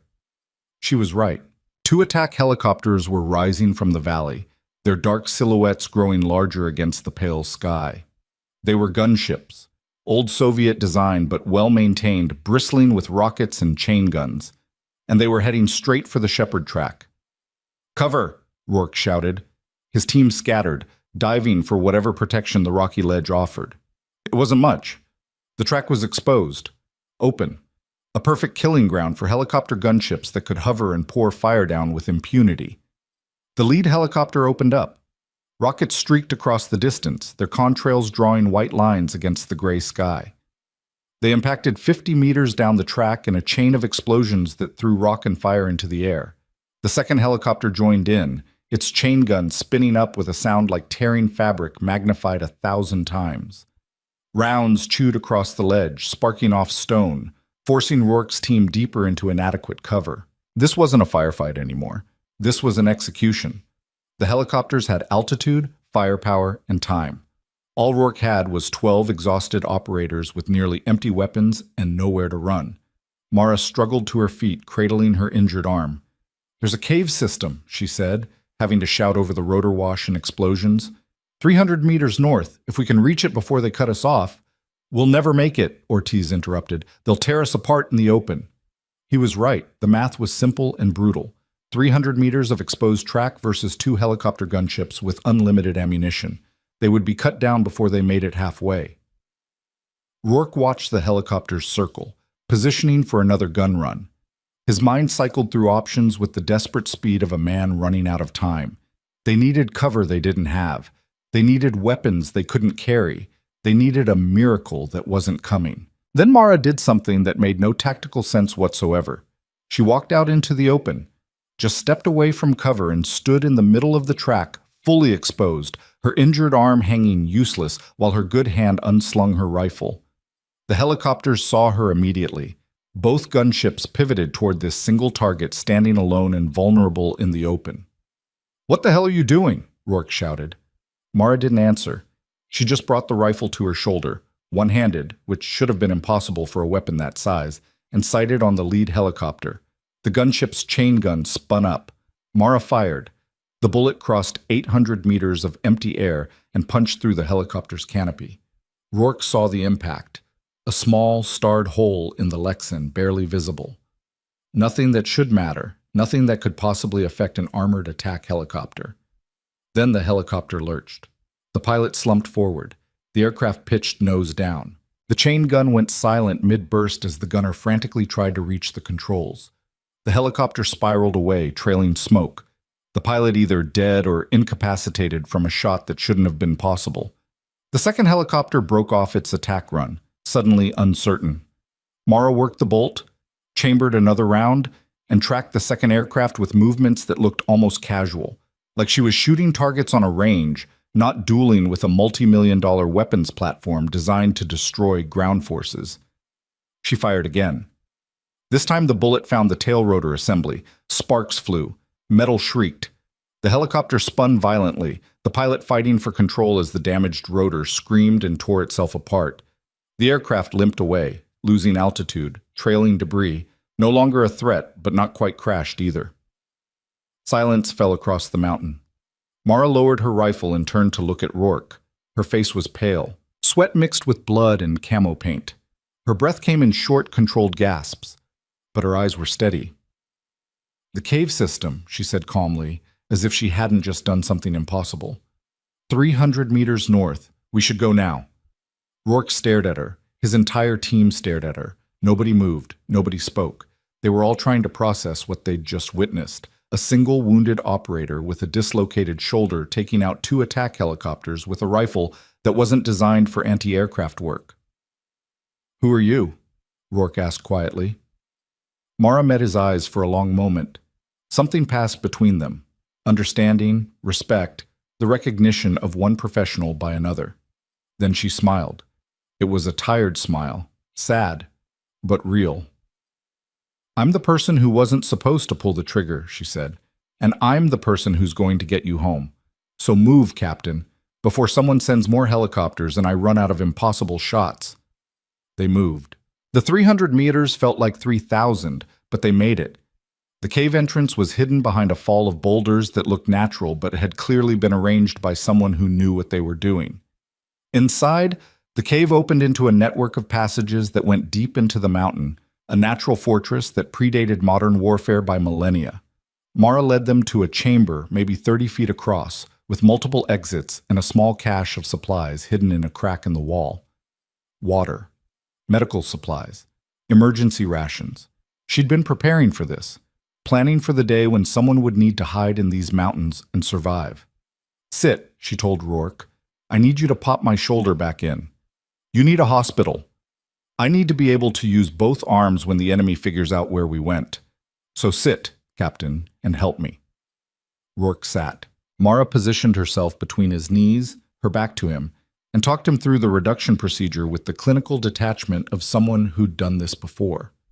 When Rourke pulled and rotated her arm in the way she described, the shoulder joint snapped back into place with a sound like a gunshot. Mara didn't scream, didn't even gasp, just went rigid for a moment, then slowly relaxed as the pain shifted from acute to merely terrible. "Better," she said quietly. "Thank you." "Who trained you?" Rourke asked while his medic checked her other injuries. "Not just the shooting, the tactics, the preparation, everything." Mara was silent for a long moment. "I was part of a program," she finally said. "Deep Black. No official name. We were assets for high-value surveillance operations in denied territories. Ghosts. We went where satellites couldn't see and drones couldn't reach. We watched. We reported. We never, ever engaged. Except you just engaged a lot. I broke every rule in the book." Her voice was flat, empty. "My mission was to monitor this sector, report on enemy movements, identify supply routes. I'd been here for 3 months, living in those mountains, watching the valley. When your team got inserted, I recognized the setup immediately. The positioning was too perfect. The intel was too clean. Someone had sold you out. So you decided to play guardian angel." "I decided not to watch 12 people die when I could stop it." Mara turned to look at him, and for the first time her professional mask cracked. Rourke saw grief there. Old grief. Deep scars. 3 years ago, I had a spotter. Best partner I ever worked with. We were on overwatch for an operation that went sideways. I saw the setup developing, called it in. Command told me to hold position and observe only. I obeyed. My partner died in the ambush I'd warned them about. She looked away. I swore I'd never make that mistake again. Never watch people die because some desk officer valued protocol over lives. So when I saw your team walking into a kill box, I made a choice. Career over conscience isn't a choice at all. The cave fell quiet except for the sound of wind outside and the team getting their injuries addressed by the medic. Rourke studied Mara's profile. This impossible woman who had sacrificed everything to save strangers, who had taken impossible shots and made them look routine, who carried grief like a second skin but still chose to save rather than watch. "The program you were part of," Rourke said carefully. "They're going to come looking for you. They already are. The moment I fired that first shot, my transponder went active. Standard protocol for unauthorized engagement. They know exactly where I am and what I did. And I'm done. Burned. They'll pull me out if they can, debrief me, probably court-martial me for unauthorized use of force. Best case, I get a discharge and spend the rest of my life pretending I was never part of something that officially doesn't exist." Worst case, she shrugged with her good shoulder. There are worse ways to end. Rourke made a decision. You're not going back to them, he said. Mara looked at him sharply. Captain, you saved my team, risked everything, broke your own rules to pull us out of a trap we should never have walked into. You think I'm going to let some shadow program disappear you for doing the right thing? It's not your call. It is now. Rourke's voice carried absolute certainty. When we get extracted, you're coming with us. You're part of my team. You saved us. We save you. That's how this works. You can't protect me from this. Watch me. They locked eyes. Two operators who understood sacrifice, duty, and the cost of choosing principle over protocol. Outside, the wind howled across the mountain. Inside the cave, Rourke's team listened in silence, their expressions making clear whose side they were on. Finally, Mara nodded. Okay, she said quietly, but when this blows up in your face, don't say I didn't warn you. Fair enough. Ortiz's radio suddenly crackled to life with clean signal, the first clear transmission they'd had in hours. Any station this net. This is Saber 1-1. We have you on thermal and are inbound for emergency extraction. Authenticate with your call sign. Rourke grabbed the handset. Saber 1-1, this is Ghostwalker Actual. We're 13 souls in the cave system at... He rattled off the coordinates while looking at Mara. 13, not 12. She caught the number and something flickered in her eyes. Gratitude, maybe. Or hope. Copy 13 souls, Ghostwalker. We have gunships inbound for cover and a Chinook for extract. ETA 12 minutes. Be advised, we're getting reports of enemy air assets in your sector. Negative on enemy air, Rourke said, unable to keep the dry humor from his voice. Our sniper handled it. Say again. Long story. We'll brief on the bird. Ghostwalker Actual out. He handed the radio back to Ortiz and turned to his team. 12 minutes. We hold here until extract arrives. Chen, Ortiz, set security on the cave entrances. Everyone else, check your gear and get ready to move fast when the birds show up. The team moved with renewed energy. They were going home. Battered, exhausted, down to their last ammunition and running on pure adrenaline, but going home alive because a ghost had decided to break her own rules. Mara stood and moved to the cave entrance, looking out at the valley below. Rourke joined her. Together they watched the distant smoke rising from the ravine where the explosives had done their work.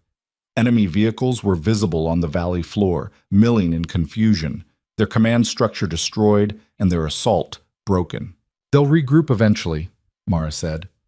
Whoever's running this operation, they're well-funded and organized. This isn't the end of it. But it's the end for today. Rourke paused. And you made that possible.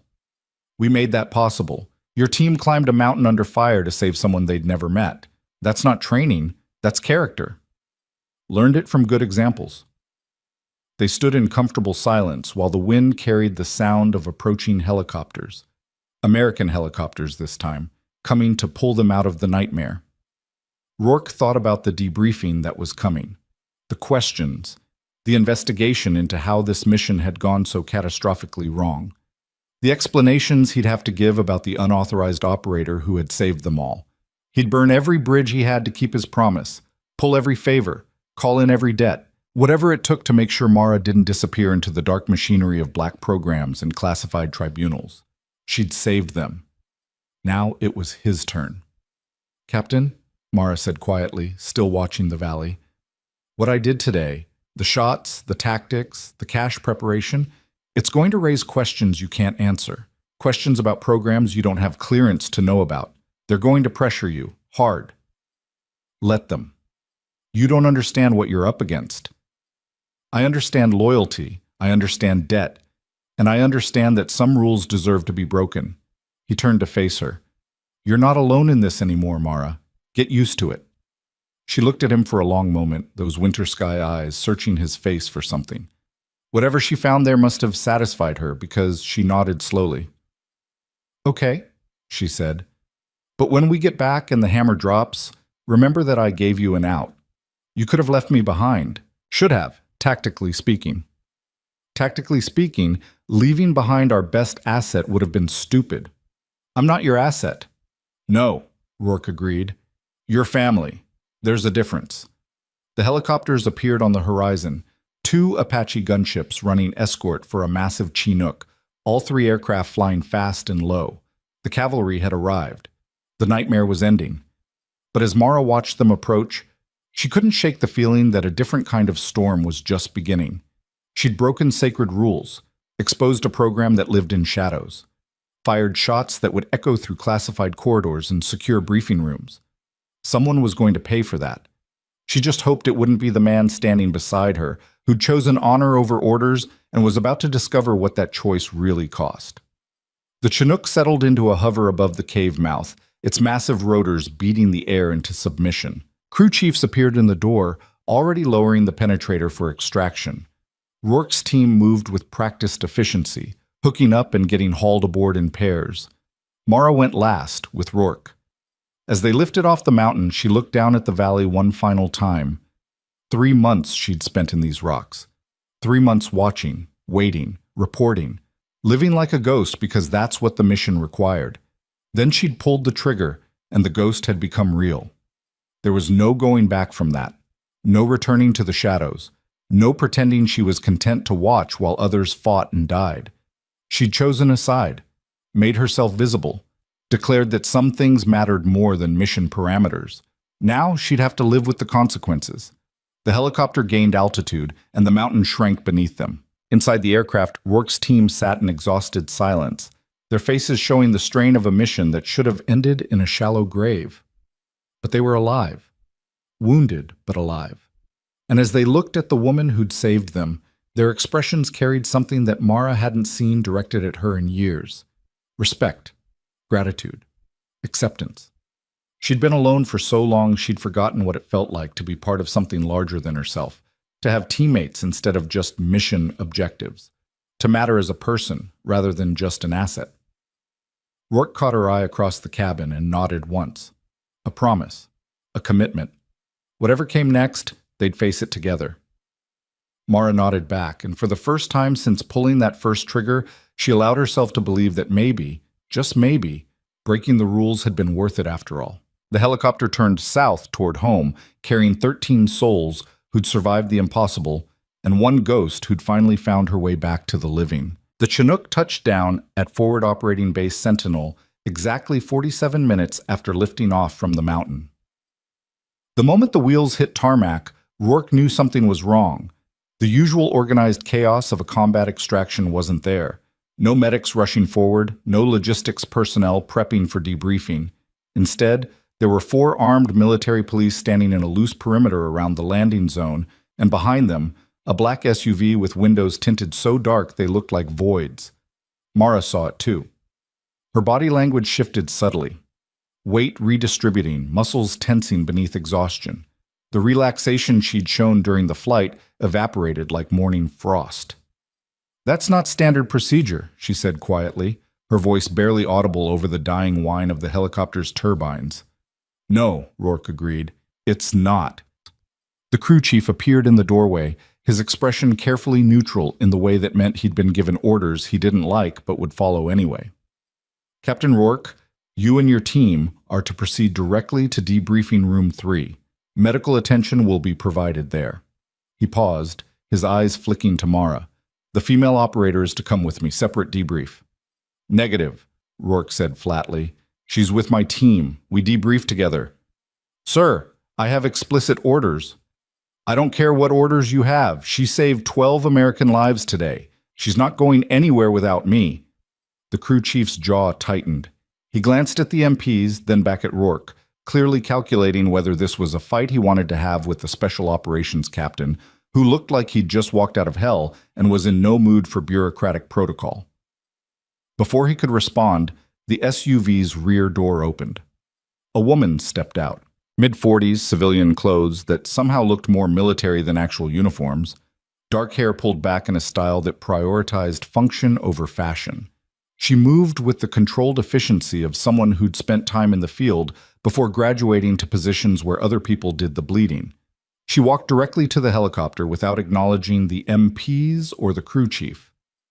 "Captain Rourke," she said, her voice carrying the kind of authority that didn't need volume. "I'm Director Sarah Vance, Special Activities Division. I need to speak with Staff Sergeant Voss. Now. Alone. Mara went very still. Rourke stepped between them. With respect, ma'am, my team just survived an ambush that killed... He caught himself. His team had survived. Nobody had died. That nearly killed all of us.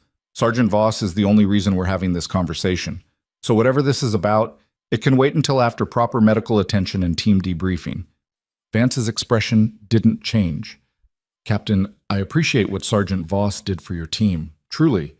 But she violated protocols that exist for reasons you don't have clearance to understand. This isn't a request. Then get me clearance. That's not how this works. Then we have a problem. They locked eyes, two people accustomed to being obeyed, neither willing to back down. The tension stretched like wire pulled too tight. Behind Rourke, his team had formed up without being ordered to, a silent wall of battered operators who'd already decided whose side they were on. Mara put a hand on Rourke's shoulder. It's okay, she said quietly. I knew this was coming. You don't have to go with her. Actually, I do. Mara's voice carried resigned acceptance. Director Vance didn't come here because she wants to. She came here because she has to. Protocol demands it, and fighting it just makes things worse for everyone. She stepped past Rourke and faced Vance directly. I'll come willingly, Mara said, but I wanted on record that Captain Rourke and his team had no knowledge of my operational status. They believed I was an unauthorized asset acting independently. Anything I did was my decision alone. Noted, Vance said. Then almost gently, Mara, you know how this works. Come quietly and we can handle this professionally. And if I don't come quietly, then those MPs have orders to ensure compliance. Please don't make this harder than it already is. Mara looked back at Rourke one last time. Something passed between them. Gratitude, regret, the acknowledgement that some battles couldn't be won with rifles and tactics. Thank you, she said, for climbing that mountain, for making me part of the count, for treating me like I mattered. You do matter, Rourke said. We'll see. She turned and walked toward the SUV with her head high and her shoulders square, looking nothing like a woman heading for a reckoning that could end her career and possibly her freedom. She looked like a soldier reporting for duty. Vance followed a half-step behind, her expression unreadable. The SUV's door closed with the final sound of a cell locking. Rourke watched it drive away, every instinct screaming at him to do something, but tactical reality keeping his feet planted. Fighting here, now, would only make things worse. But he'd be damned if he'd abandon her to whatever machinery was about to grind her up for doing the right thing. Sir? Chen said quietly. Orders? Rourke turned to face his team, 12 exhausted faces looking at him for guidance in a situation that had no easy answers. Medical attention first, he said. Then we write the most detailed, accurate after-action report in the history of special operations. Every shot she fired, every life she saved, every impossible thing she did that kept us breathing. We document everything, and then we make sure every person up the chain of command understands exactly what they're about to do if they burn her for it. They're not going to like that, Ortiz said. I don't care what they like. Let's move. The debriefing room was exactly what Rourke expected. Gray walls, fluorescent lights, a conference table that had hosted 1,000 similar sessions, and 2 intelligence officers who looked like they'd been pulled from whatever they were doing and told to extract information from a team that wasn't supposed to exist in a mission that officially never happened. The lead officer was a major named Kellerman, early 30s, with the kind of face that suggested he'd spent more time in briefing rooms than battlefields. His partner was a civilian analyst named Torres, who took notes on a tablet and said nothing. Kellerman waited until Rourke's team was seated before speaking. Gentlemen, I need to understand exactly what happened out there, from the beginning. Leave nothing out. Where's Sergeant Voss? Rourke asked. That's not your concern. It is when she's the reason we're alive to have this conversation. Kellerman's expression tightened. Captain, I understand you've had a difficult day, but Sergeant Voss is being handled by people with appropriate clearance. Your concern is providing an accurate account of your mission. Our mission was a setup, Rourke said flatly. Someone fed us poisoned intelligence. Minimal security turned out to be a fortified position with 100+ hostiles who knew exactly when and where we'd be. Either your intelligence was catastrophically wrong, or someone deliberately walked us into a kill box. That got Kellerman's attention. He leaned forward, his bureaucratic detachment replaced by something sharper. That's a serious accusation. It's a serious problem.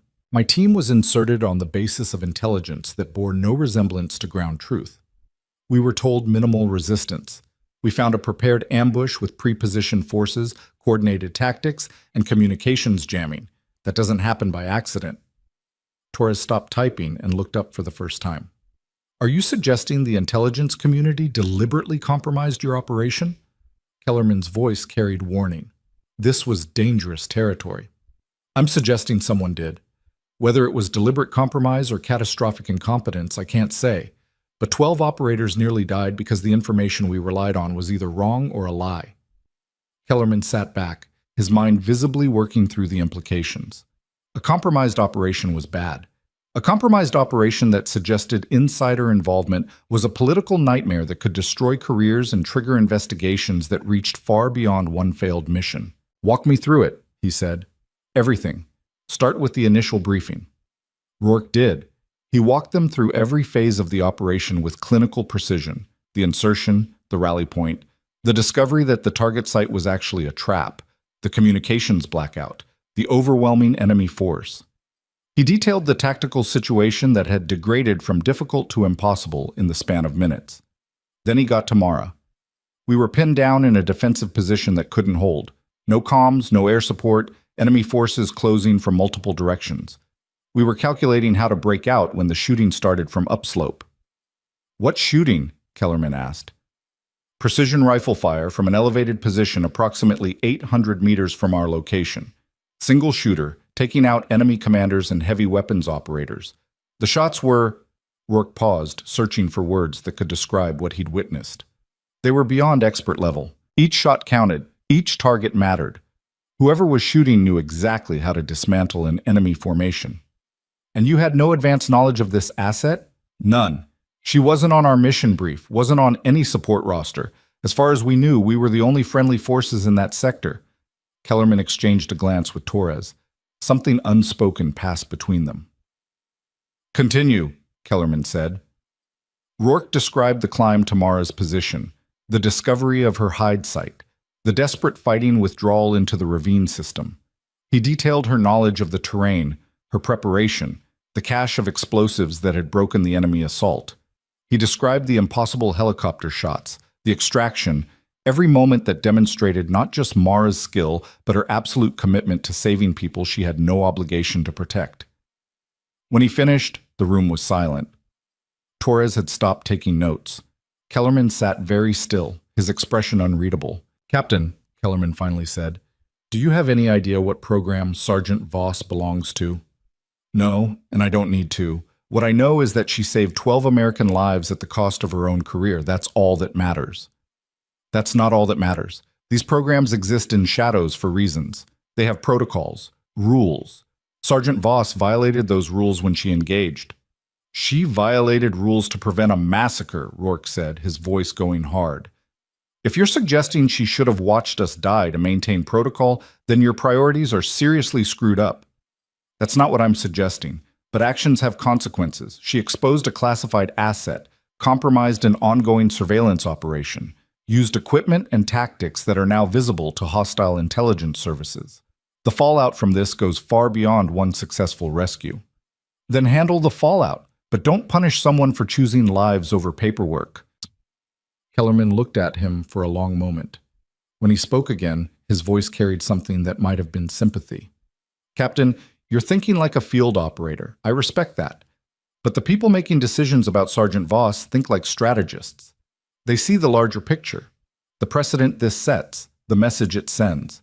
If operators can break protocol whenever they feel the situation warrants it, the entire system breaks down. The system already broke down when it sent my team into an ambush, and that will be investigated thoroughly, but it doesn't change what Sergeant Voss did. Rourke leaned forward, his patience finally breaking. Let me make something very clear, Major. Sergeant Voss is a hero. She's a professional who saw American lives in danger and acted to save them despite knowing it would cost her everything. If your system punishes that kind of courage and moral clarity, then your system is broken and needs to be torn down and rebuilt. That's above your pay grade, Captain. Then get me someone whose pay grade it isn't above, because I'm not letting this go.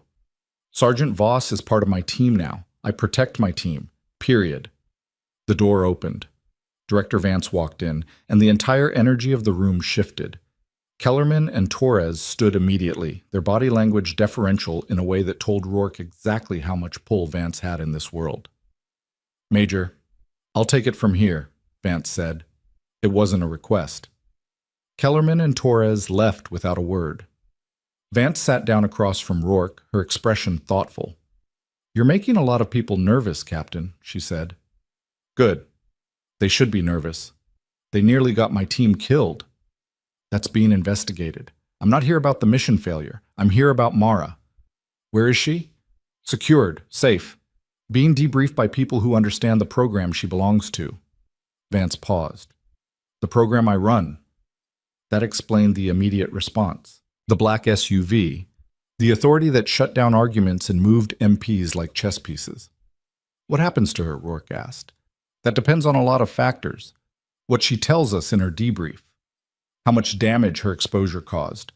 Whether hostile intelligence services identified her before we pulled her out. And," Vance's expression softened slightly, "whether I can convince my superiors that what she did was justified."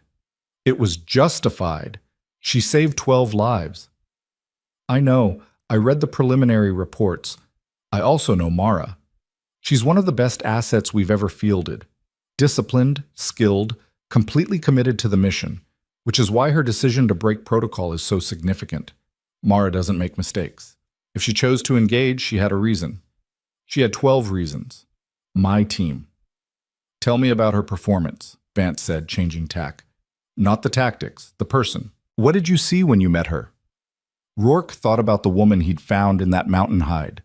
Calm under pressure, professional despite exhaustion, willing to sacrifice everything for people she didn't know. "I saw someone who understood the difference between following orders and doing what's right," he said. "Someone who'd made that choice before and paid for it. Someone who wasn't going to make the same mistake twice." Vance's eyes sharpened. "She told you about her spotter?" "She mentioned it 3 years ago. She called in a warning. Command ignored it. Her partner died." Vance nodded slowly. "Daniel Chen, good kid, 24 years old, died in an ambush that Mara identified 6 hours before it happened. Command thought she was being overcautious. Turned out she was exactly right. She's carried that weight ever since. So when she saw my team walking into a similar situation, she couldn't watch it happen again." "Yeah." Vance was quiet for a moment. "The thing you need to understand about operators like Mara is that they see the world differently. They spend months alone in hostile territory, watching, waiting. They become part of the landscape, and sometimes that isolation changes them, makes them question whether the mission is worth the cost, whether watching is enough." "She decided it wasn't." "She decided you were worth saving, even if it meant ending everything she'd built." Rourke met Vance's eyes. "What are you going to do with her?" "Honestly, I'm still figuring that out. The easy answer is to pull her, debrief her, and reassign her to a desk where she can't cause more trouble. That's what the protocol says. That's what my superiors want." But I've spent 20 years in this business, Captain. I've seen operators make calls in the field that looked crazy from a briefing room but saved lives on the ground. I've seen the difference between someone who follows rules and someone who understands why the rules exist. Mara is the latter. And people like that are too valuable to throw away just because they made command uncomfortable. "So you'll protect her?" "I'll try. But I need ammunition. I need evidence that what she did wasn't just a rogue operator breaking protocol. I need proof that the system failed first, that she was the failsafe when everything else collapsed." Rourke understood immediately. "The poisoned intelligence." "Exactly. If I can prove your mission was compromised, either through incompetence or malice, then Mara's actions become a necessary response to a critical failure. She becomes the professional who saved lives when the system broke down, not the problem child who ignored orders." "We'll give you everything," Rourke said. "Every detail of the briefing, every discrepancy between what we were told and what we found. Every moment that screamed setup. You'll have enough to hang whoever fed us that information. Good, because that's what I need to keep Mara from getting hung instead. Vance stood, preparing to leave, but she paused at the door and looked back. Captain, can I give you some advice? Off the record? Go ahead. You're loyal, that's admirable, but loyalty in this world can be dangerous. The people who sent you into that valley made a mistake. Maybe a terrible mistake. Maybe a deliberate one. Either way, they have power and resources you don't. If you push too hard, ask too many questions, make too much noise, they'll push back, and they'll win. I don't care. You should, because if they destroy your career, you can't help Mara. You can't protect your team. You're just another casualty of a system that values quiet compliance over loud integrity. Rourke considered that. So what do you suggest? Be smart. Document everything. Build an airtight case. But let me run point. I have the clearances. I have the access. I can ask questions you can't without triggering defensive reactions. Trust me to fight this battle while you focus on keeping your team intact and ready. It went against every instinct Rourke had. Letting someone else fight while he stood back felt like abandonment, like betrayal. But Vance was right. This wasn't a firefight where the loudest voice and the most aggressive action won. This was a different kind of war, one fought in briefing rooms and classified reports, where the wrong move could end careers and bury truth under layers of national security classification. Okay, Rourke said, but I want regular updates. And if it looks like you're losing, we go loud. I'll burn every bridge I have to if that's what it takes. Vance smiled slightly. It was a tired smile. The smile of someone who'd fought these battles before and knew the cost. I'd expect nothing less, she said. Get some rest, Captain. You've earned it. And your team, she gestured toward the door where Rourke's operators waited. Take care of them. They just survived something that should have killed them. The adrenaline will fade. The questions will come. Make sure they know they did everything right. She left. Rourke sat alone in the debriefing room for a long moment, processing everything that had happened in the past 12 hours. This morning, he'd been a captain running what should have been a routine operation. Now he was at the center of a shitstorm involving compromised intelligence, black programs, and a woman who'd sacrificed everything to save people she didn't know. The weight of it settled on his shoulders like physical pressure. He stood and walked out to where his team waited. They looked rough, bandages visible under hasty field dressing, exhaustion written in every line of their bodies, but their eyes were alert, watching, waiting for his lead. How bad is it? Chen asked quietly. Bad, but manageable. Director Vance is on our side. She's going to investigate the intelligence failure and try to protect Mara from the bureaucratic fallout. And if she can't, then we make enough noise that they can't bury her quietly. Ortiz nodded slowly. We're with you, sir. Whatever it takes. The others murmured agreement. These men had climbed a mountain under fire because Rourke had asked them to. They'd trust him through worse. Get cleaned up, Rourke ordered. Real food, real sleep. Tomorrow we start writing the most detailed AAR anyone's ever seen. We're going to document every moment of that mission, every decision, every bullet fired. And we're going to make sure the people reading it understand exactly what Sergeant Voss did and why it mattered. Yes, sir. The team dispersed, heading for the medical bay and then the barracks. Rourke watched them go. These professionals who'd survived the impossible and were now facing a different kind of battle. The kind where the enemy wore suits instead of uniforms and killed careers instead of people. He thought about Mara, wherever she was, being debriefed, questioned, forced to justify actions that should have required no justification. Facing the machinery of a system that valued protocol over results, quiet compliance over loud courage. She'd saved them. Now it was his turn to return the favor. The investigation took 3 days.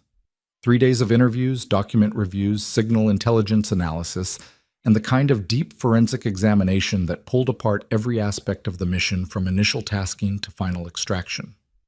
Rourke spent most of that time in briefing rooms, answering the same questions over and over, walking investigators through timelines and decisions until the words became mechanical. But he never deviated from the truth, never softened the criticism of the intelligence that had nearly killed them, never downplayed what Mara had done to pull them out. On the fourth day, Vance called him to her office. It was a small space, surprisingly austere for someone with her level of authority.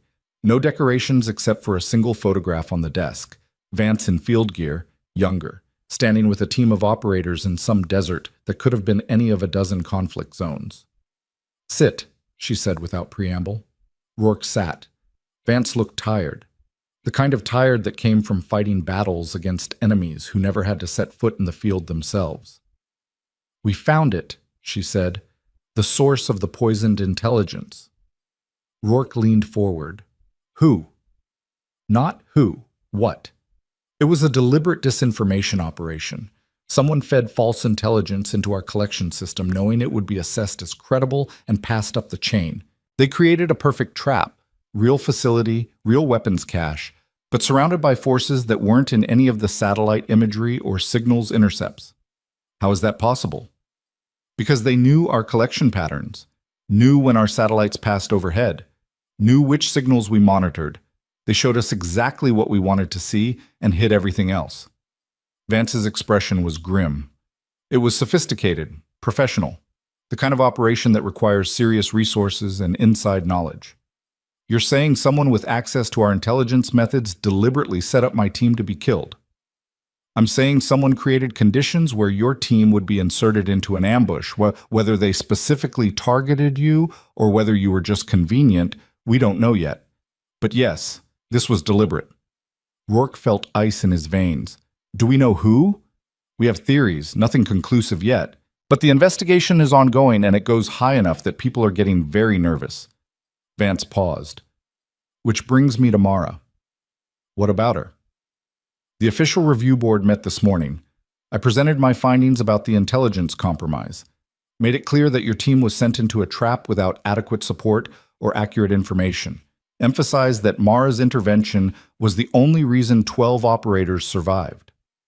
And the board agreed that disciplinary action would be inappropriate given the circumstances. Mara is being officially reassigned. No court-martial, no punishment. She's being pulled from the surveillance program and transferred to a new assignment." Relief flooded through Rourke. "Where?" Vance smiled slightly. "That's up to you, actually. I made a recommendation, told them that Sergeant Voss demonstrated exceptional tactical judgment and field initiative, suggested she'd be wasted behind a desk, proposed that she be assigned to a unit that could use her skill set properly. You recommended her for my team." "I recommended her for special operations duty, specifically for an operator slot with a team that already knows her capabilities and has proven they'll fight for her. If you want her, she's yours." Rourke felt something shift in his chest.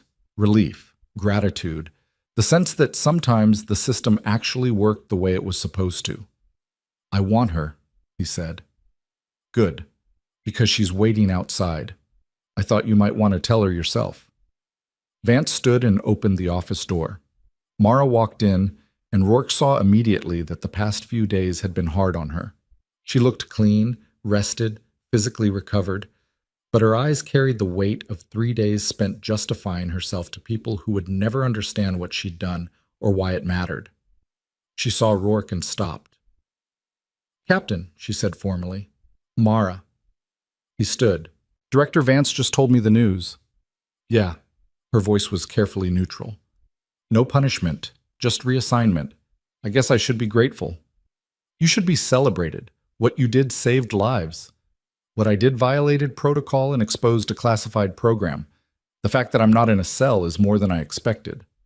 Rourke crossed the office to stand in front of her. "The fact that you're not being given a medal is a failure of the system. But we work within reality, not ideals. And the reality is that you're being assigned to my team. If you want it." Mara's carefully controlled expression cracked. Surprise. Hope. Uncertainty. "Your team? You saved us, climbed into hell with us, proved you're the kind of operator we need. So, yeah, my team. If you'll have us." She looked at him for a long moment, those winter sky eyes searching his face for something. Whatever she found there must have been enough, because she nodded slowly. "I'm not used to working with a team," she said quietly. "I've been alone for so long, I'm not sure I remember how to trust people that way." You trusted us on that mountain. That was different. That was survival. This is survival too, just a different kind. Rourke offered his hand. So what do you say, Sergeant? Ready to stop being a ghost and start being part of something real? Mara looked at his hand, at his face, at the future he was offering, a future where she didn't have to hide in shadows or watch from a distance, where she could be part of something instead of apart from everything. She took his hand.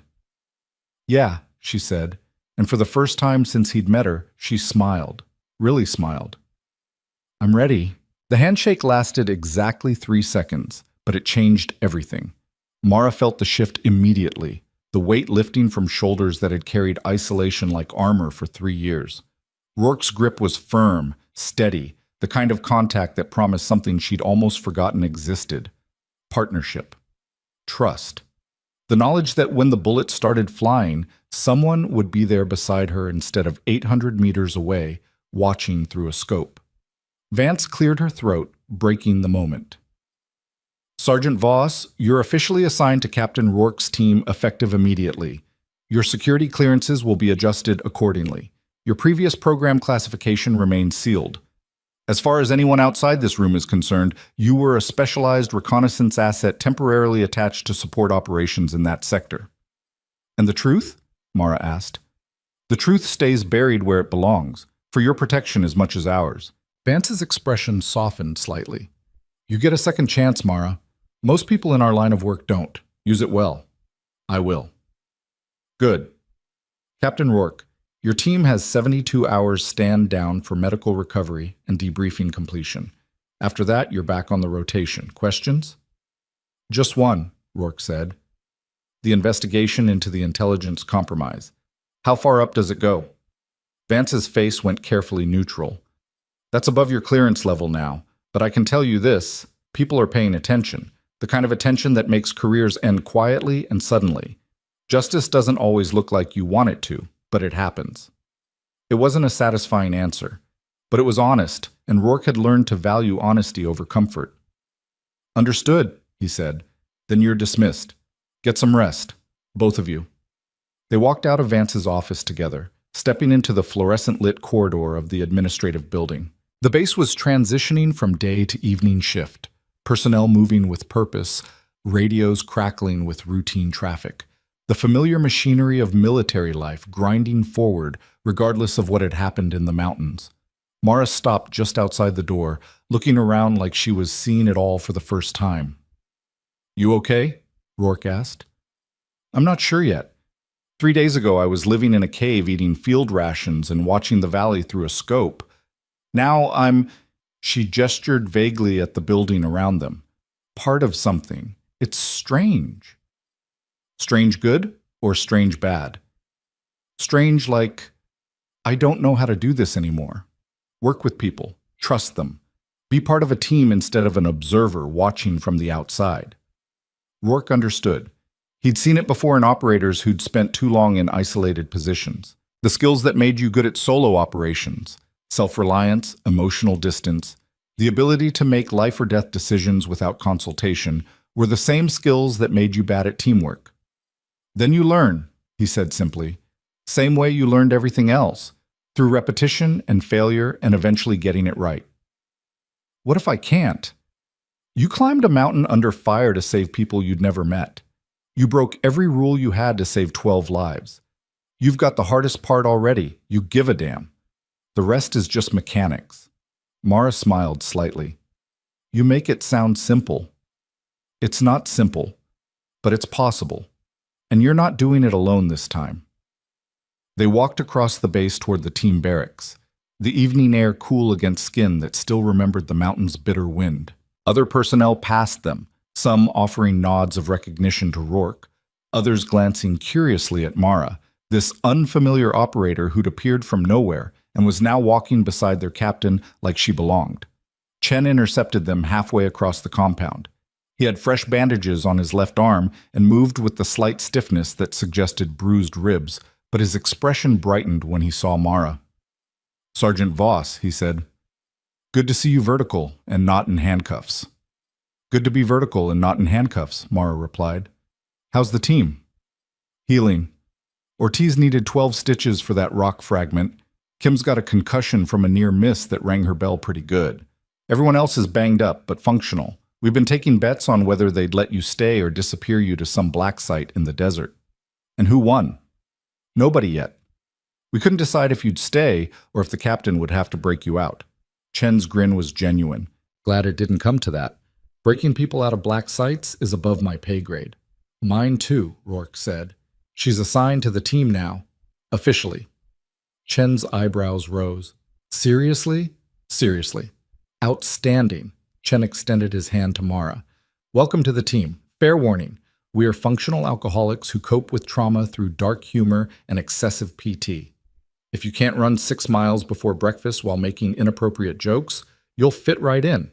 Mara shook his hand, something loosening in her chest.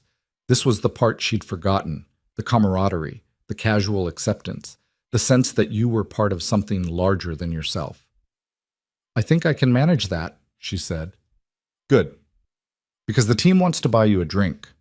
Well, several drinks. Possibly an entire bottle. You saved our asses, and we're not the kind of people who forget that. I'm not much of a drinker. Then you can watch us drink while we embarrass ourselves with increasingly exaggerated versions of what happened on that mountain. Chen's expression turned serious. But really, thank you for what you did up there. I know it cost you. It was worth it. Yeah, it was. They found the rest of the team in the common area of the barracks, a space that had been converted from military sterile to something resembling actual human habitation through years of small rebellions against regulation. Someone had hung curtains. Someone else had brought in furniture that didn't come from military surplus. There was even a small kitchen area where operators could make real food instead of surviving on DFAC meals and MREs. The entire team was there. Kim with a bandage covering the left side of her head, Ortiz with his arm in a sling. 8 others in various states of recovery, all of them looking up when Mara walked in. For a moment, nobody spoke. Then Ortiz stood and started clapping. The others joined in, a wave of applause that filled the small space, genuine and unforced. Mara stood in the doorway, completely unprepared for this. She'd spent 3 years being invisible, being forgotten, being the asset that nobody acknowledged and few people knew existed. This was the opposite of that.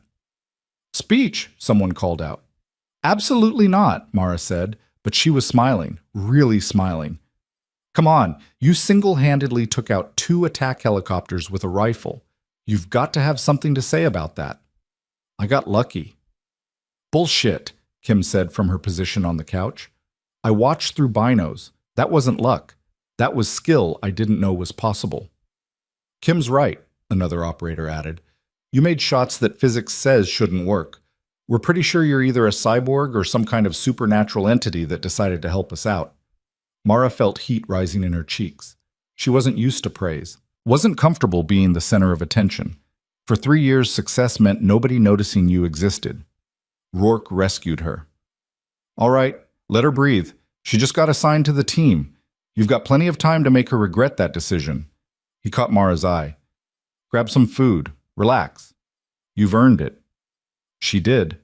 Someone had ordered pizza, real pizza from a local place that delivered to the base, not the cardboard approximation served in the DFAC.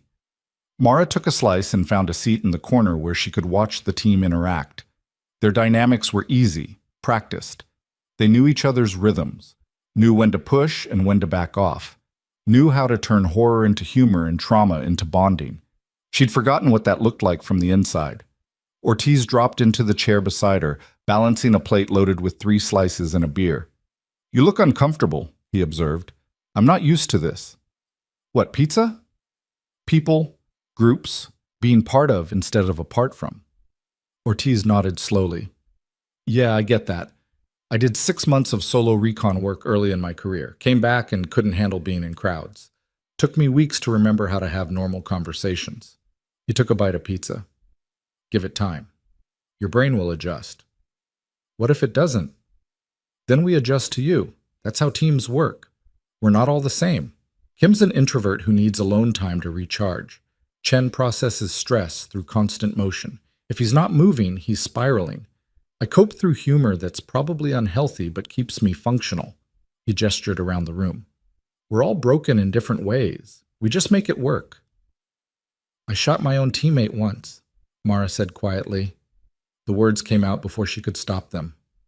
Training exercise, live fire drill. My spotter moved into my line of fire at the wrong moment, and I didn't see him in time. The round went through his shoulder. He lived, but she stopped, surprised she'd shared that. It wasn't something she talked about, wasn't something anyone outside her old program knew. Ortiz didn't react with shock or judgment, just nodded like she'd told him something mundane. I froze during a firefight in my second deployment, he said. Complete lockup. Couldn't move, couldn't shoot, couldn't do anything except stand there while rounds snapped past my head. My team leader had to physically drag me to cover, saved my life, and probably died a little inside having to babysit me. What happened? I got help. Talked to someone who understood combat stress, worked through it, came back stronger. He met her eyes. Point is, we've all got ghosts, all got moments we're not proud of. The question isn't whether you're perfect, it's whether you learn and keep moving forward. Mara looked around the room at these operators who'd survived the impossible with her. They were laughing now, sharing stories, probably exaggerating details the way soldiers always did. But underneath the humor was something real. Brotherhood. Family. The kind of bond that formed when you survived hell together and came out the other side still caring about each other. I can do that, she said. Keep moving forward. Good. Because we're going to need you. Ortiz stood, his plate empty. And for what it's worth, you're already one of us. You just need to convince yourself of that. The evening wore on. The pizza disappeared. Stories got more elaborate and less truthful with each telling. Someone produced a bottle of whiskey that was definitely not authorized on base, but somehow appeared anyway. Mara found herself relaxing degree by degree, the tension of 3 years of isolation slowly unwinding. Rourke watched from across the room, nursing a single beer and letting his team decompress in the way they needed. This was important. The bonding that happened after surviving something that should have killed you. The moment when the adrenaline faded and you looked around and realized you were still alive, and the people beside you were the reason why. Kim made her way over to where he stood. She's going to be good for us, Kim said quietly, once she figures out how to trust it. Yeah, I think so too. You know the team's already talking about her like she's been with us for years, right? Chen's already planning training scenarios that involve her providing overwatch. Ortiz wants her to teach him long-range shooting techniques. They've adopted her. She earned it. She did. But she's also fragile right now. 3 years alone does things to people. We need to be patient. Rourke glanced at Kim. When did you become the team therapist? When I took a psychology minor in college and discovered that understanding people is just as important as understanding tactics. She touched the bandage on her head absently. I'm just saying, be gentle. She's raw in ways that don't show on the surface. Noted. The celebration wound down around midnight. Operators drifted off to their racks, exhaustion finally overcoming adrenaline and alcohol. Mara stayed until the end, helping clean up in the way that suggested she was uncomfortable being the first to leave. Rourke found her in the small kitchen, washing dishes that could have been left for morning. You don't have to do that, he said. I know, but I want to. Feels normal. Normal's overrated. Maybe, but I'll take it right now. She dried her hands and turned to face him. Can I ask you something? Go ahead. Why did you climb that mountain? You could have used the chaos to extract, could have saved your team and left me to handle my own mess. But you didn't. Why? Rourke thought about how to answer that. The truth was complicated. Tactical reasoning mixed with instinct, mixed with something deeper that he didn't have words for. Because you saved us, he finally said. And because leaving someone behind who'd just done that felt wrong in a way I couldn't ignore. Maybe it was stupid, maybe it violated tactical sense, but sometimes you make calls based on what's right instead of what's smart. That's how people get killed. That's how people stay human. He met her eyes. You want to know the real reason? I saw what you did. Not just the shooting, anyone can pull a trigger. I saw you break your own rules to save people you didn't know. I saw courage that most operators never find.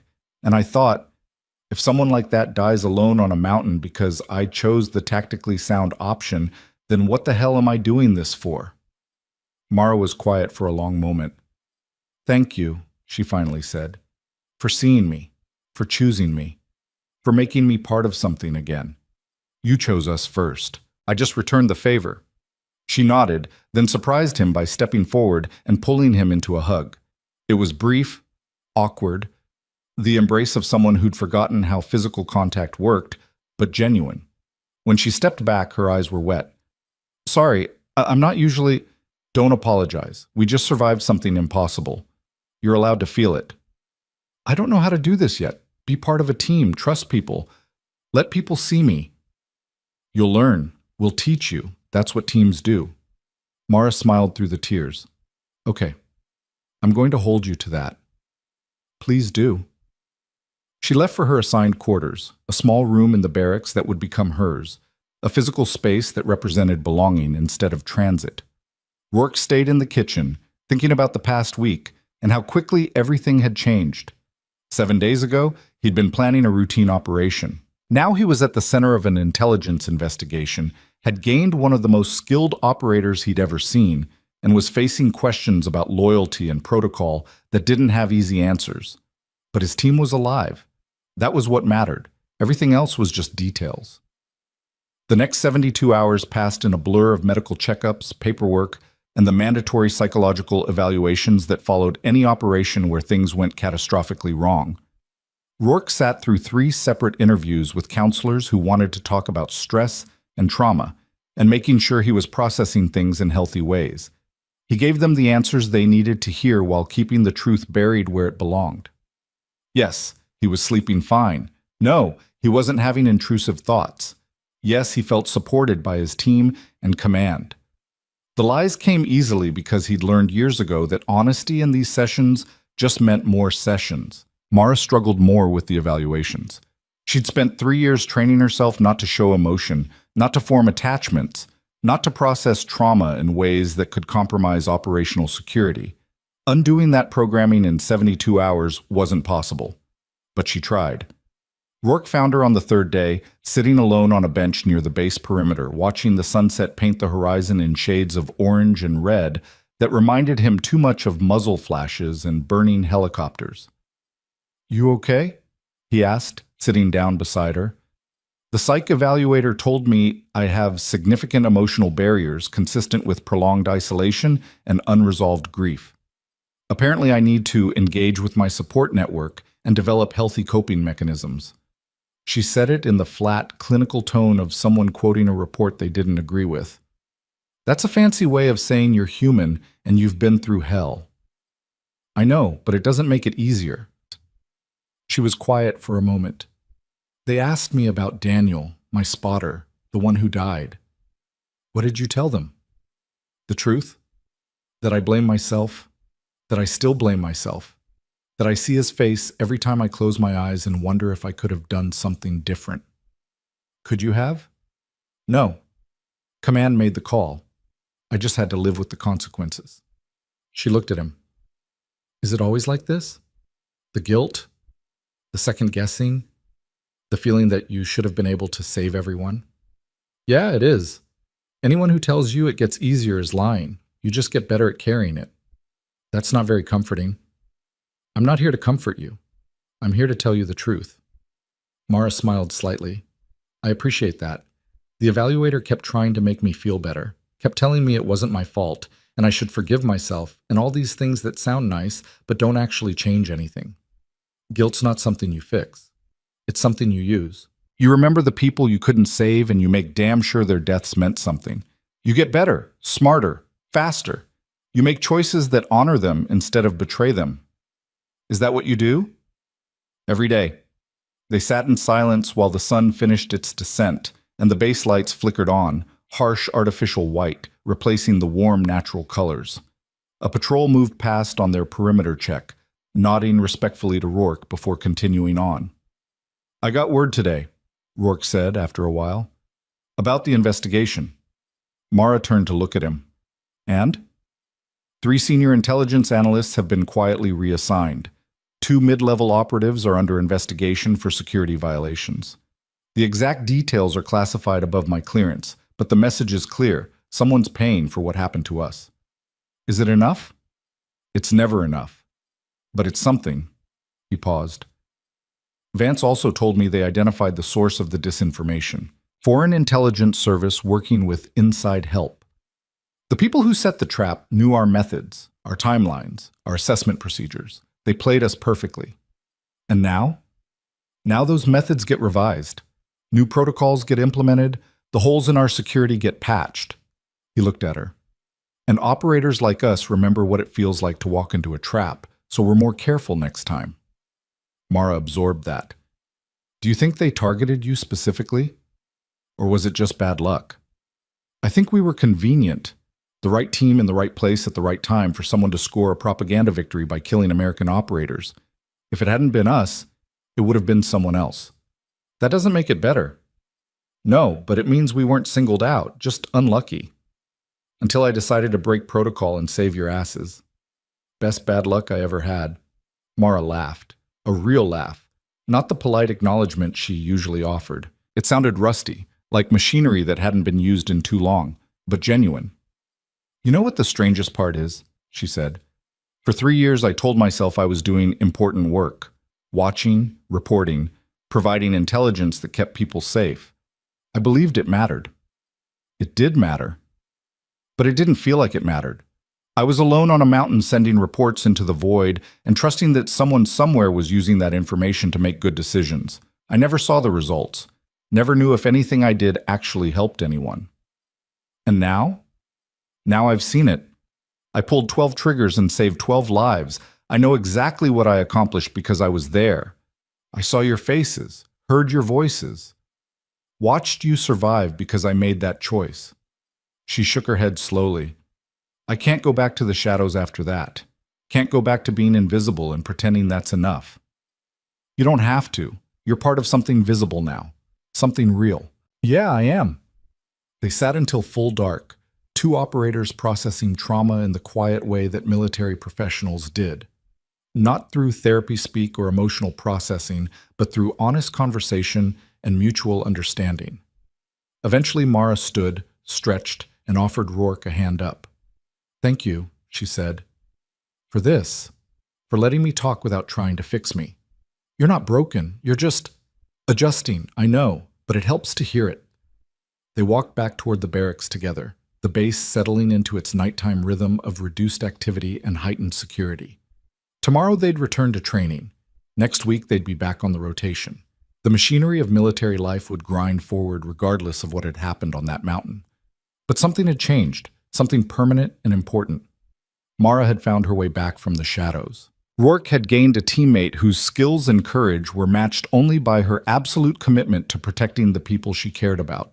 The team had been forged in fire and come out stronger. The next morning, Rourke assembled his team in the briefing room, all 13 operators, 12 who'd survived the mountain and 1 who'd saved them. They looked better than they had 4 days ago. The worst injuries were healing. The exhaustion was fading. They were ready to move forward. All right, Rourke said, standing at the front of the room. Before we get back to normal operations, I need to say something. What happened last week was a failure at every level except ours. Bad intelligence, compromised security, support that didn't materialize when we needed it. We were set up and nearly killed because people we trusted to do their jobs didn't. The team listened in silence. But we survived. Not because we were lucky, not because the enemy made mistakes. We survived because we're professionals who know how to adapt when everything goes wrong. We survived because when our comms went down and our support evaporated, we fell back on training and teamwork and sheer stubborn refusal to die. He looked at Mara. And we survived because one operator decided that protocol mattered less than lives. Sergeant Voss broke every rule she had to pull us out of that kill box. She sacrificed her career, her cover, and her safety to save people she'd never met. That's not just courage.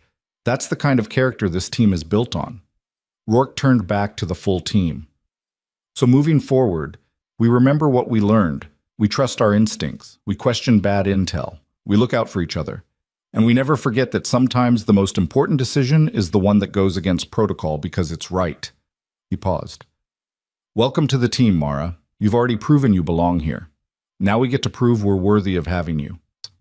The team stood as one, a gesture of respect and acceptance that needed no words. Mara stood with them, no longer apart from, but part of. No longer watching from a distance, but standing shoulder to shoulder with operators who'd become family in the space of one impossible week.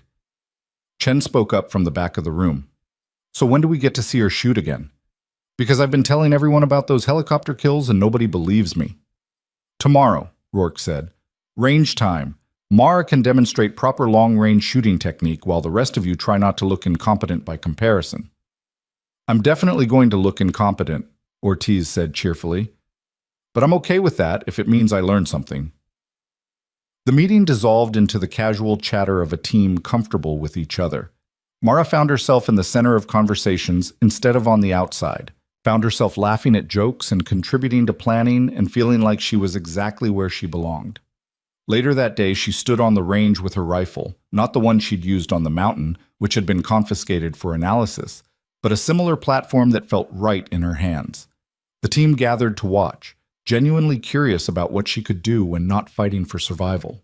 Rourke set up targets at increasing distances, 500 meters, 800, 1,000, distances where wind, elevation, and basic physics turned shooting into mathematics and art combined. Mara settled into position, felt the familiar weight of the rifle, controlled her breathing, and found the calm center that had sustained her through 3 years of isolation and 1 week of chaos. She fired. The first target went down, then the second, then the third, each shot precise, economical, perfect. Not showing off, just demonstrating the skill that had been honed through thousands of hours alone on mountainsides, with nothing but time and dedication. When she finished, the range was silent. Then Kim started clapping. The others joined in, this time not just in acknowledgement of what Mara had done on the mountain, but in recognition of what she brought to the team, a level of expertise that would make them all better, a commitment to excellence that matched their own, a presence that had been missing and was now complete. Mara stood, safed her rifle, and turned to face them with a smile that reached her eyes. Your turn, she said to Chen. Let's see what you've got. The afternoon passed in training and laughter and the kind of comfortable camaraderie that defined the best teams.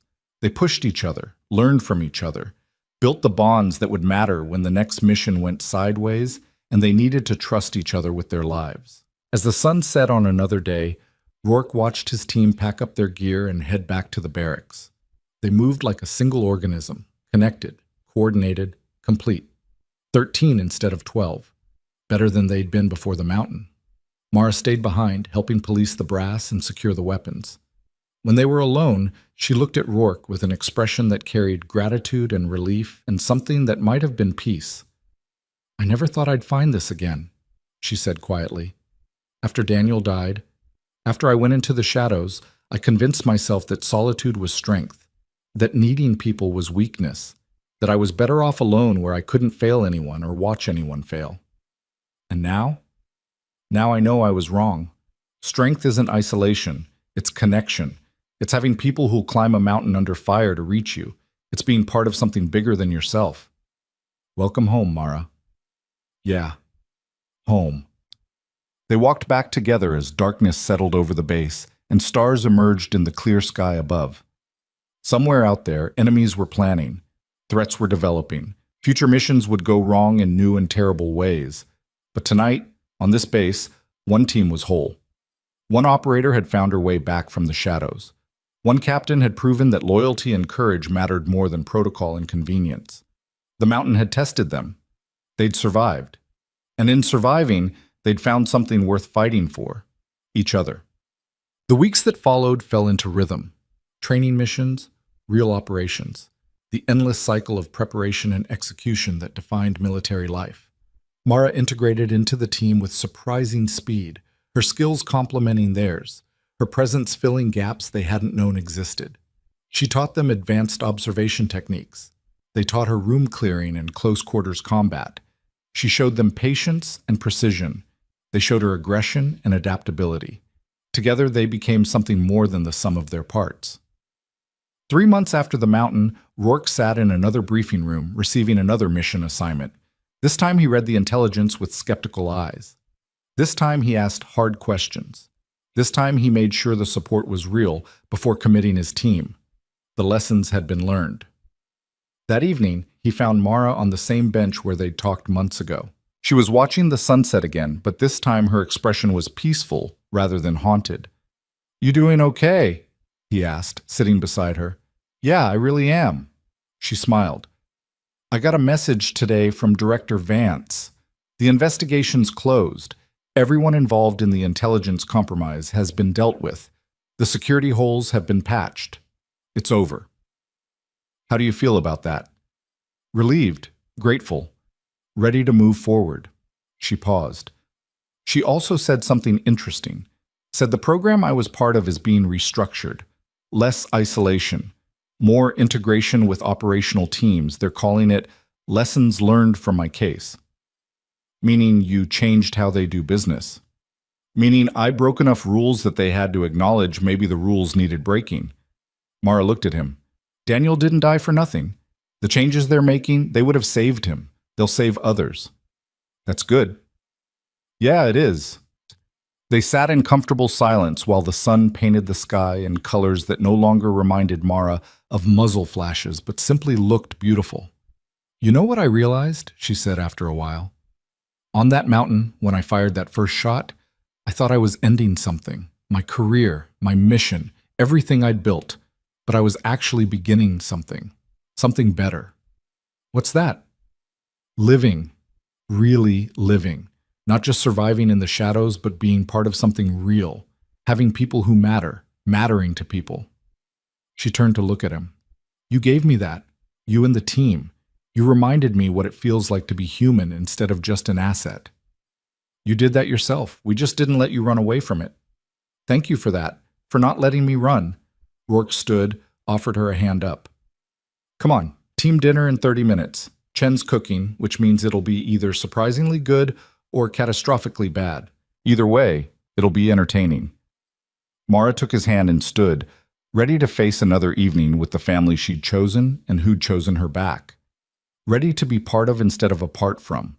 Ready to live forward instead of hiding in the past. As they walked back toward the barracks, Rourke thought about the journey that had brought them here. The trap, the mountain, the impossible rescue, the bureaucratic battles, the integration and healing and growth. It hadn't been clean, it hadn't been easy, it had nearly destroyed them all. But they'd survived. More than survived. They'd emerged stronger, wiser, more complete. Sometimes the most powerful shot isn't the one that ends a threat. Sometimes it's the one that saves a life and changes everything that comes after. Sometimes breaking the rules is the only way to honor what the rules were meant to protect. And sometimes the bravest thing you can do is step out of the shadows and into the light, trusting that the people you find there will catch you when you fall and help you remember what it means to truly live. Mara had taken that step, had pulled that trigger, had chosen life over isolation and courage over protocol. She'd found her way home.